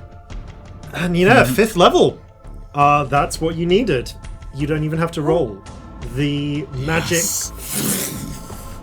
gutters out at the edges. The flames break, and the pair of you just see, as the carriage is righting itself, see the flurry of spirits bound into the form break free and scatter. You all catch Scamp, as you look up, you catch a look of shock and confusion on Millhill's face. She's wearing the same bandana, but you can see her eyes, and there's that look of someone who knows magic and knows what you just did is impossible. Whoops. Okay. I still have a bonus action. I'm going to move some sorcery points around because I could do with some more. Okay, you adjust your flow. So the carriage is now flying. What orders do you have for it? Well, I don't think I can give it orders till next turn because it takes a bonus action and I need that. So it's just sort of righting itself. And okay, so it rights hovering. itself. It just hovering. defends itself, I think. It just doesn't hit the ground, which is so something. Yeah, anyone who approaches it will just smack into.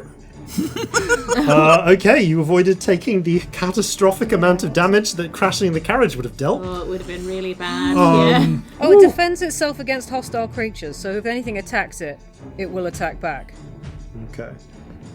Does it get the hit points of its animated self? Because I've got stats for an animated huge object. It kind of... Or are we just carrying them over because it's damaged? It does while it is animated. Okay, so it might fall apart. So it might be that the moment that it stops, if it's taken enough damage, the whole thing will collapse. So to a degree, it's like magic holding it together like duct tape. Okay, so if anything comes into melee with it, let me know and it will attack. Cool, right. It now has 80 hit points. Okay. I think the sharpshooters are going to look... Still confused. Some of them are confused. Yeah. There's 30 of them total. Oh, yeah, no, I just... Some of them are confused. Looking, they're going to pause for a moment, and you see Mole... sorry, not Mole. You see Mildred raise her fingers to her lips and whistle loudly 3 times sharply in a row. They raise... I think they are going to turn. Fuck it. They're going to take one last barrage shot. Target or danger? Target or danger? I'm going to roll a quick check. She realised she doesn't necessarily know who the target is. So they're going to take a shot at the carriage from afar. So everyone's still on the carriage, which is just Celestia and Corzin. And also the carriage roll a dexterity save with advantage because they are beyond 80 feet. Oh. Dirty 20. And Oswald. Oh, right, what is... what's this? What is the carriage's stats got? Dex is not good. -2. So... -2, so that's 17. Okay. Jason, you're gonna hate me. Yeah. I rolled with advantage. One of the dice was cocked, so I re-rolled it. I have rolled a natural 20 and a natural 1. Shall I re-roll the natural 1? Don't feel it's necessary. Nah, probably So yeah, so the 32 damage is halved to 16. Right. For all of you. The carriage, the real carriage. How much? We have a problem. You unconscious? Yeah, I had 8 hit points, so that's. So you slump down, still tied to the carriage. I'm on the carriage, which is good. We've established Oswald that I'm still tied. also slumps over, still tied to the carriage, as he had less than 16 hit points left. Corzin, you're still on the carriage. The sharpshooters turn and start to scatter, retreating.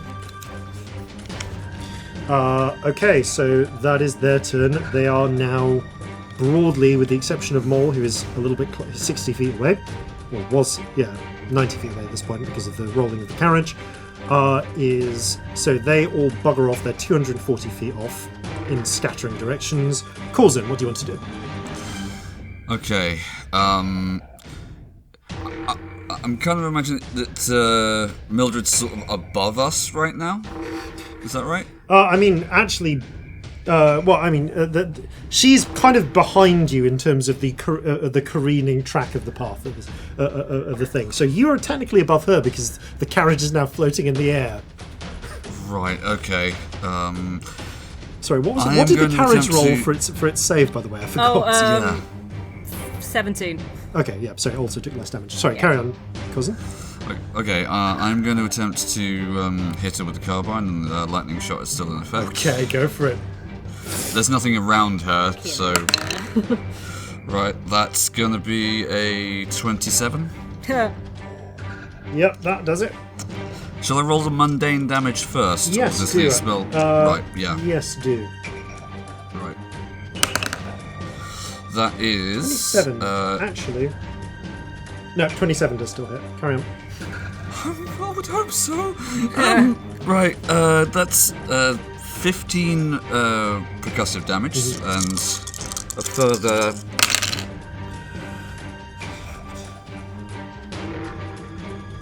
17 lightning damage. The strike gets her right in the chest. You see her blown off her saddle. It's only the military saddle cording that keeps her on it. She kind of agonizingly Does pulls that herself do back damage up. to her horse? Is that one that does damage to people around her? That would actually, yeah. Okay. It's if anything is within 10 feet of her, Okay, it takes a further 2d6. roll it. Sorry, 2d8 rather. So a further 9 lightning Not damage. enough to kill the horse, but worth noting. Maybe enough to startle it. Oh, definitely enough to startle it. That horse is not fucking sticking around. So Celestia. Death save. Death save. Ooh. Yep, success. Okay. Mildred is going to pull herself up, and she and the horse have the same idea. She casts, you see her cast a spell, and strike the horse, and the horse races away. She immediately travels 180 feet. As the mounted retreat spell activates, and the horse double dashes. That's putting her 270 feet away and counting. It's not my long range. So that makes it. Leah runs with carrying a stumbling Michael up to the carriage, pulls open the door, and they both get inside. Yes. Because it's just within her movement range. Scamp. So where is... So she's 270 away. Yeah. Fireball? How- No. How close is she in relation to, like, things around her? Like, are there other people around her, or is it just her No, and they're the scattering in horse? all directions. Okay. Oh, and she... Sorry, while I think about it. Another potion. Cool. Oh, sod it. I'm going to make a fireball double distance. Yes. On her and the horse, because it's going to take the horse down at least. Yep. Yeah. So I'm just going to do a level 3 one. So Okay. dex save. Dex save for this poor horse. I know, I feel really bad, but We've never been nice to horses in this podcast. I know, we've been awful.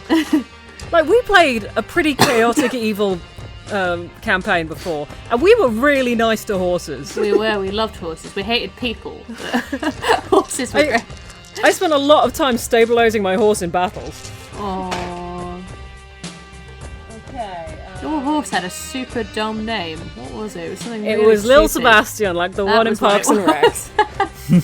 That is Yep. 10, 20, 30 damage. I mean, that horse is toast. How's she looking? She flies off the horse some distance. Hits the ground. I will step in forward towards her 30 feet to bring her within 240 feet, which is my range for Eldritch Blast and Firebolt. Which one's better? Let's do Eldritch Blast, because I don't use it yet. I haven't used it much. Oh. Roll with and- disadvantage, prone target. Oh, she's prone. You just knocked her off a horse, of I course. did knock her off a horse. Of course she's prone. Okay, I'll do it anyway. I'm going to No, quicken fuck it at this point. it, because it is a full action to do. So I'll make it my bonus action. Where are we? Oh, not great. 16? 16 is not enough. It strikes her, but as it burns a hole in the back of her chest, in the back of her coat, you see the shimmering breastplate beneath as it ricochets away. Fuck you and your long-range spells. I knew Your taking this shit would come in stupidly handy. long-range spells. I know. Like, I read a guide online because I'm a nerd and do that sometimes. And I was like, Oh my never god! I use came up this with one. strategies to counteract some of your some of the shit I thought you'd pull, and Everyone's like, don't take distance spell. You'll never use it. Oh Wow. no, I love distance. oh my spell. god! I set up a whole like bluff where I trick you into thinking I was gonna counterspell you, and I did not anticipate you being a fucking sorcerer, and thus breaking the rules by the nature of your own fucking class. Are you okay? I am not only a sorcerer, I'm also a spell sniper, a warcaster, and a ritual caster. Yeah. Because I have Regardless. only taken feats. The bolt does ricochet off the breastplate without destroying. All it. three of. Oh wait, I did. did Eldritch you Blast. That's Eldritch 3 Blast? rolls. It's 3 separate Yeah. rolls. Okay, roll 2 more. 3 Oh, beams. new spells. Okay, that's a dirty 20. Yes. And a 17. Okay, as a reaction, she casts. Yeah. She spins up, casts shield, Of course she does. and as a wave of arcane force appears, they bounce off. Eldritch Blast. Learning it still. I enjoy it though. It's fun. Okay, so she's. It has horrible implications, but it's too warlocky. I love it. It's You great. managed to make her use a shield. That's going to be a fun one to get rid of. Let's see what I've still got. That makes it.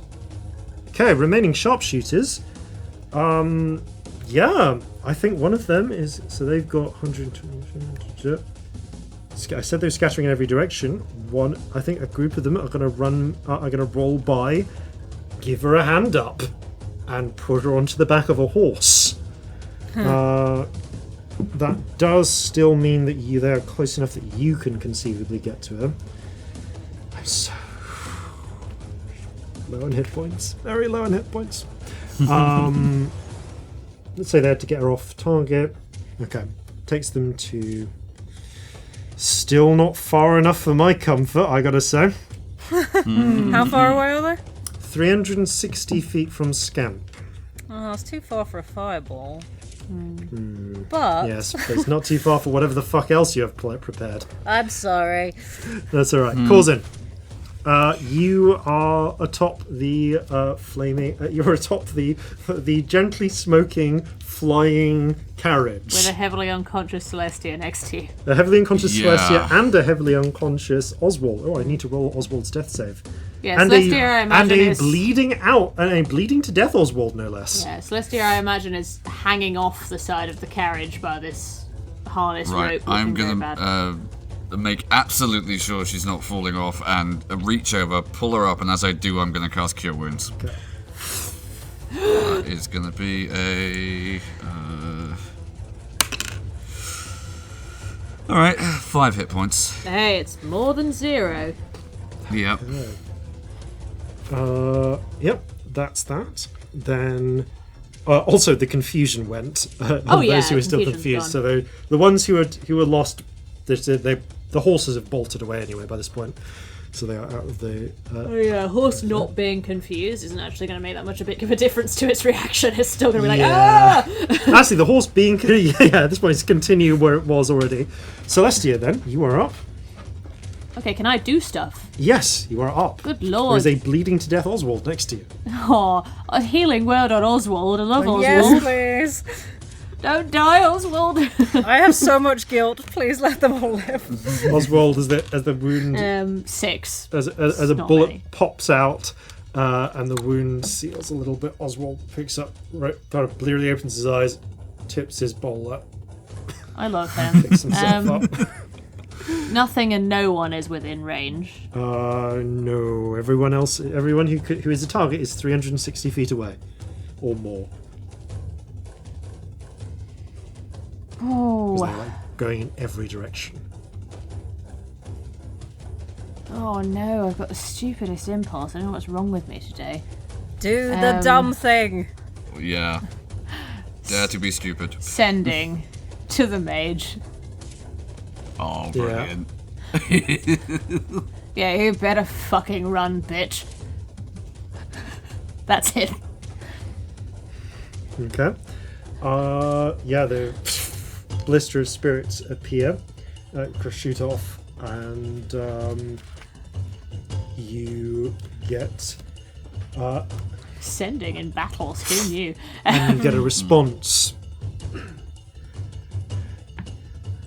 Fuck you too. I'm never coming back, no matter how many you send after me. Oh, somebody's intimidated. Excellent. And that's all you get from her. Which makes it Mildred's go. I need to check the wording of the spell I've used for this. She's got one of these left. I suppose she can cast it at a higher level. Actually, you can cast it at a higher level. It's fine. What is the exact wording? Because this is a custom spell based off an existing one. Custom. When you spells. cast it, and then I think this counts the burst. So I'm going to give. I'm going to let her use her action to cast Mounted Retreat again. Sorry, her old horse on the horse that is currently carrying her, and get an extra 60 feet away. At this fucking point, she's going to try and just. Yeah, she's trying to save her own life. Okay. Horse riding nitro. Yeah, do you just see this horse blister away a little bit further as it gets an extra well, burst now I of know speed? which one it is. Yeah. Yeah. How far away now? 420 feet. Lovely. Okay, Leah is just going to, at this point, get a pistol out to see if anything comes close. Scamp. Am I still shooting this person? Kill the bitch! Cool. I will double the range of another Eldritch Blast. What is the rate? It becomes 480. Fuck. I have Spell Sniper, so my cantrip... Yeah, so Eldritch Blast becomes 240 instead of 120, and then I double it Shit. again with Distance Spell, and it becomes 480. Kill her! That's insane. Yeah. Okay. Go for it. So I will throw 3 blasts at her, because I can. Even if she's dead, we're not going to retrieve the body at this rate, but it's still... I don't know. They're all terrible but one. 22 and then 13 and 11. Still got her reaction. Second level spell slot shield. Oh. Oh shit, no! That is 22. Still hits. Roll damage. This could do it. I doubt it. It's only going to be a D10. good if It's 6. Close, but no cigar. Oh. What else can I do? That was One a of them. cantrip. Yep. Yeah. The coach is fine, isn't it? It's Yeah, not yeah, doing it's now anything. just It's floating. if I lose that concentration, that's fine, right? Yeah. Kind of, yeah. Yeah. How much do I want? How fast did she move before with this retreat thing? 180 feet is the fastest the horse can move. In a turn. Yeah. And she's 420 away now. Yes. Sorry, I was just rolling for the other horse of your 2 horses. Oh no. Okay, I'm gonna do something stupid because that's what today is apparently. Do it. Yeah. I will quicken fly and move 60 feet towards her. Oh shit. Okay. Putting you I'm 360 loving feet this. away. but- Yep. That's all I can do this turn, though. Okay. Crack. New plan then. Maths. I'm still really far away. No, it's fine. Her horse, she's seeing you do this. She's going to give some signals. Her horse is going to continue onwards another 180 feet. So she's 500 feet away. No, 600 feet away. The remaining sharpshooters, it's only a fraction of the sharpshooters. So for the purpose of this, I will say that it's a much lower hit point of the unit, total of the unit. Turn around. They've got 120 feet of movement. They can get within 240 feet of you. Dexterity save with disadvantage. Sorry, with advantage. They're going to barrage you. Okay, that's a 15. Okay. You succeed. 9, 17. 27 points halves to 13 points of damage to you from maintain various the fly. shots. Okay. This is some sort of weird fuck off wizard duel going on now. Oh yeah. Yeah. It so is. But I've realised I can't use two whatchamacallits? What's the fucking word? Meta magics on. So I'm not gonna be able to hit her next turn. Okay. Don't think. Corzin, is there anything you want to do on this turn? Is this weird? As you see, this distant fuck off. Are any of the sharpshooters still within range? No, they have all cleared off. The only one, no, even the ones that are approaching Scamp, because Scamp is so far distant now. Yeah, even if I dashed, I wouldn't get close enough to you to be of any help. I don't think. Is anime Jason, objects? correct me if I'm wrong. No, you would. No, because you wouldn't have an action. Yeah. Also, is anime objects concentration? Yeah, so the cart's just gone gone apart. Yeah, dropped down. But it was just sat there, it's fine.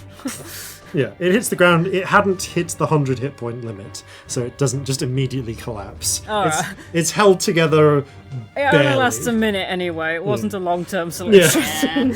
Alright, Corzin is going to unhook himself from his harness, jump off the coach after he's made sure that neither Celestia nor Oswald is about to die, and is going to get to, or make towards Leah and Michael. You check on them inside. They're both pretty injured and have received magical healing, though, so they are managing. Michael seems to be just curled up in a corner, panicking under the circumstances. Leah has kind of got one hand firmly on his shoulder, the other is just leveling a pistol at the fleeing riders. Gonna put actually of the between him and Oswald, who looks bad?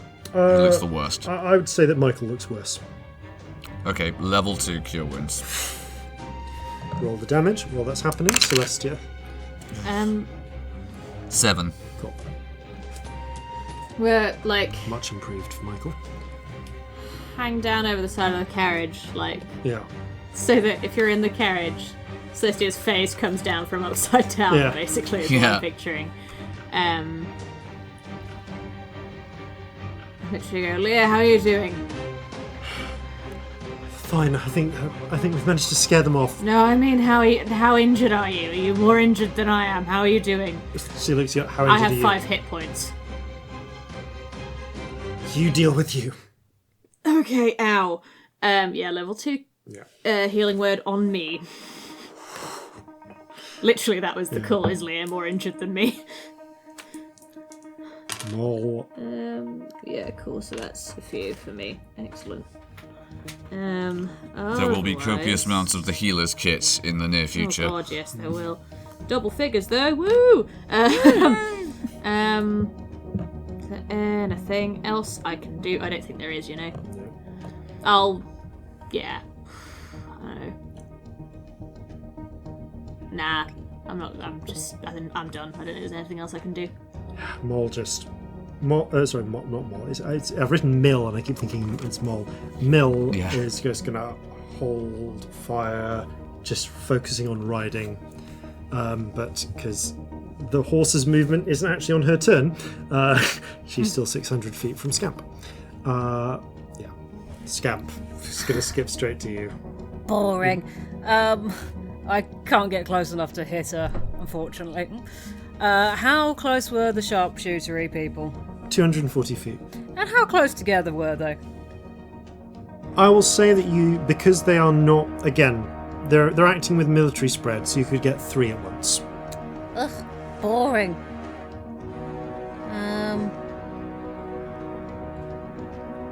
Is it worth the spell? I suppose it is at this point. What else am I going to do with it? I will... What's it called? Distance spell, another fireball at them. Okay.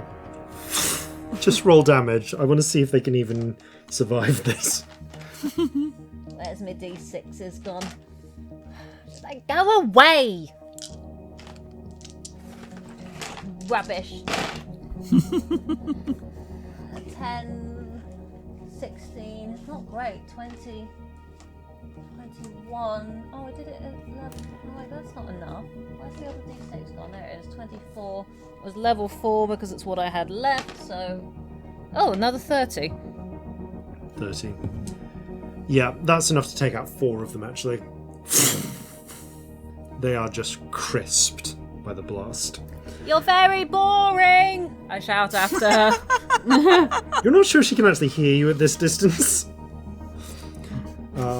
And yeah. It's so tempting to quicken thaumaturgy to make my voice loud enough that she So good. could. In fact, I'm going to do it because it's a single sorcery point. Sod it. No, it's 2 sorcery points. Do it anyway. Okay.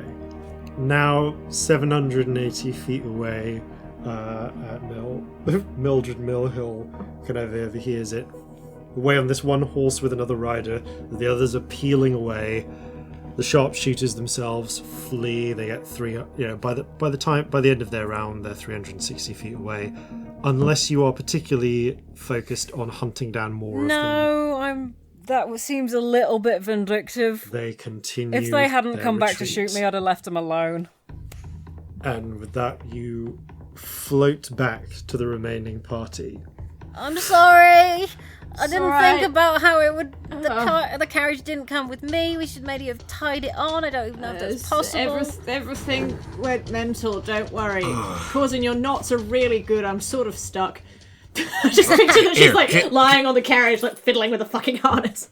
Hold still. Right, There we go. I've got a magic stick. I've got a statue. Who needs something? Yes. Leah? You deal with Celestia, I'll deal with the Leah and people in here. Michael first, though. I'm okay.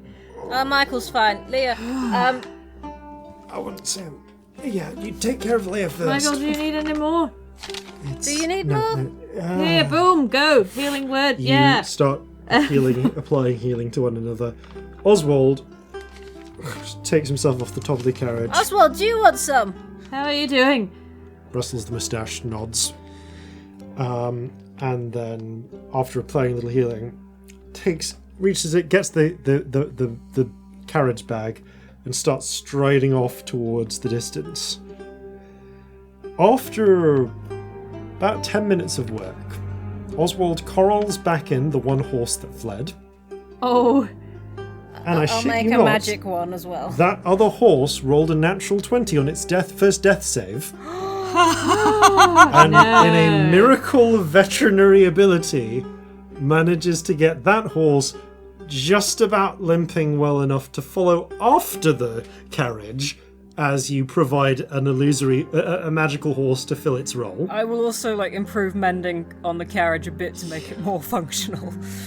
Just as we go. I'll heal the horse if that would be helpful. It is. Yeah. The horse is very appreciative in a Okay, horsey everyone sort of who is way. injured is going to get a dose of the healer's kit. I'm fine. I'm absolutely fine.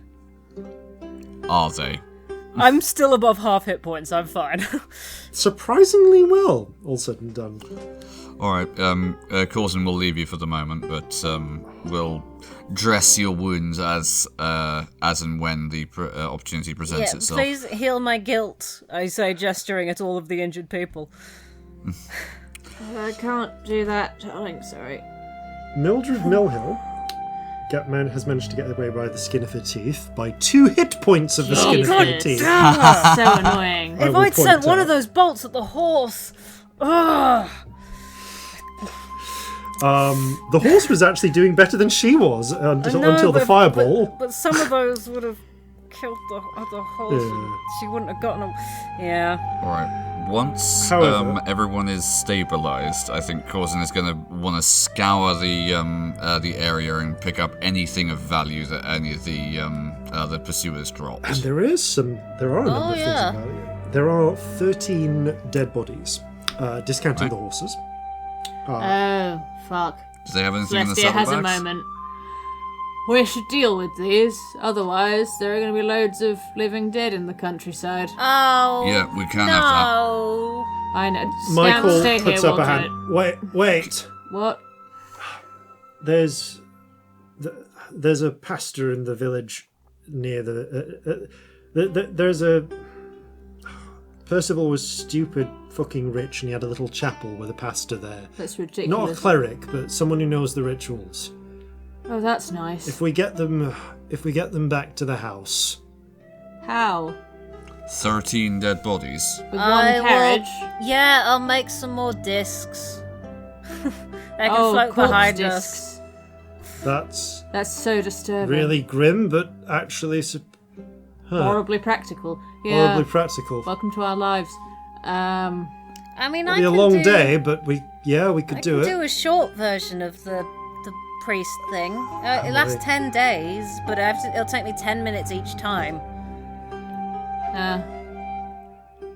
So, best part, well, that's over 2 hours. That's Yeah. I don't like the thought of hanging around here for 2 hours. I don't know if I'm paranoid, but she No, didn't they can die. regroup in that time. We can. Yeah, let's do the You know what, 10 maybe minutes to just make do a it there. disc.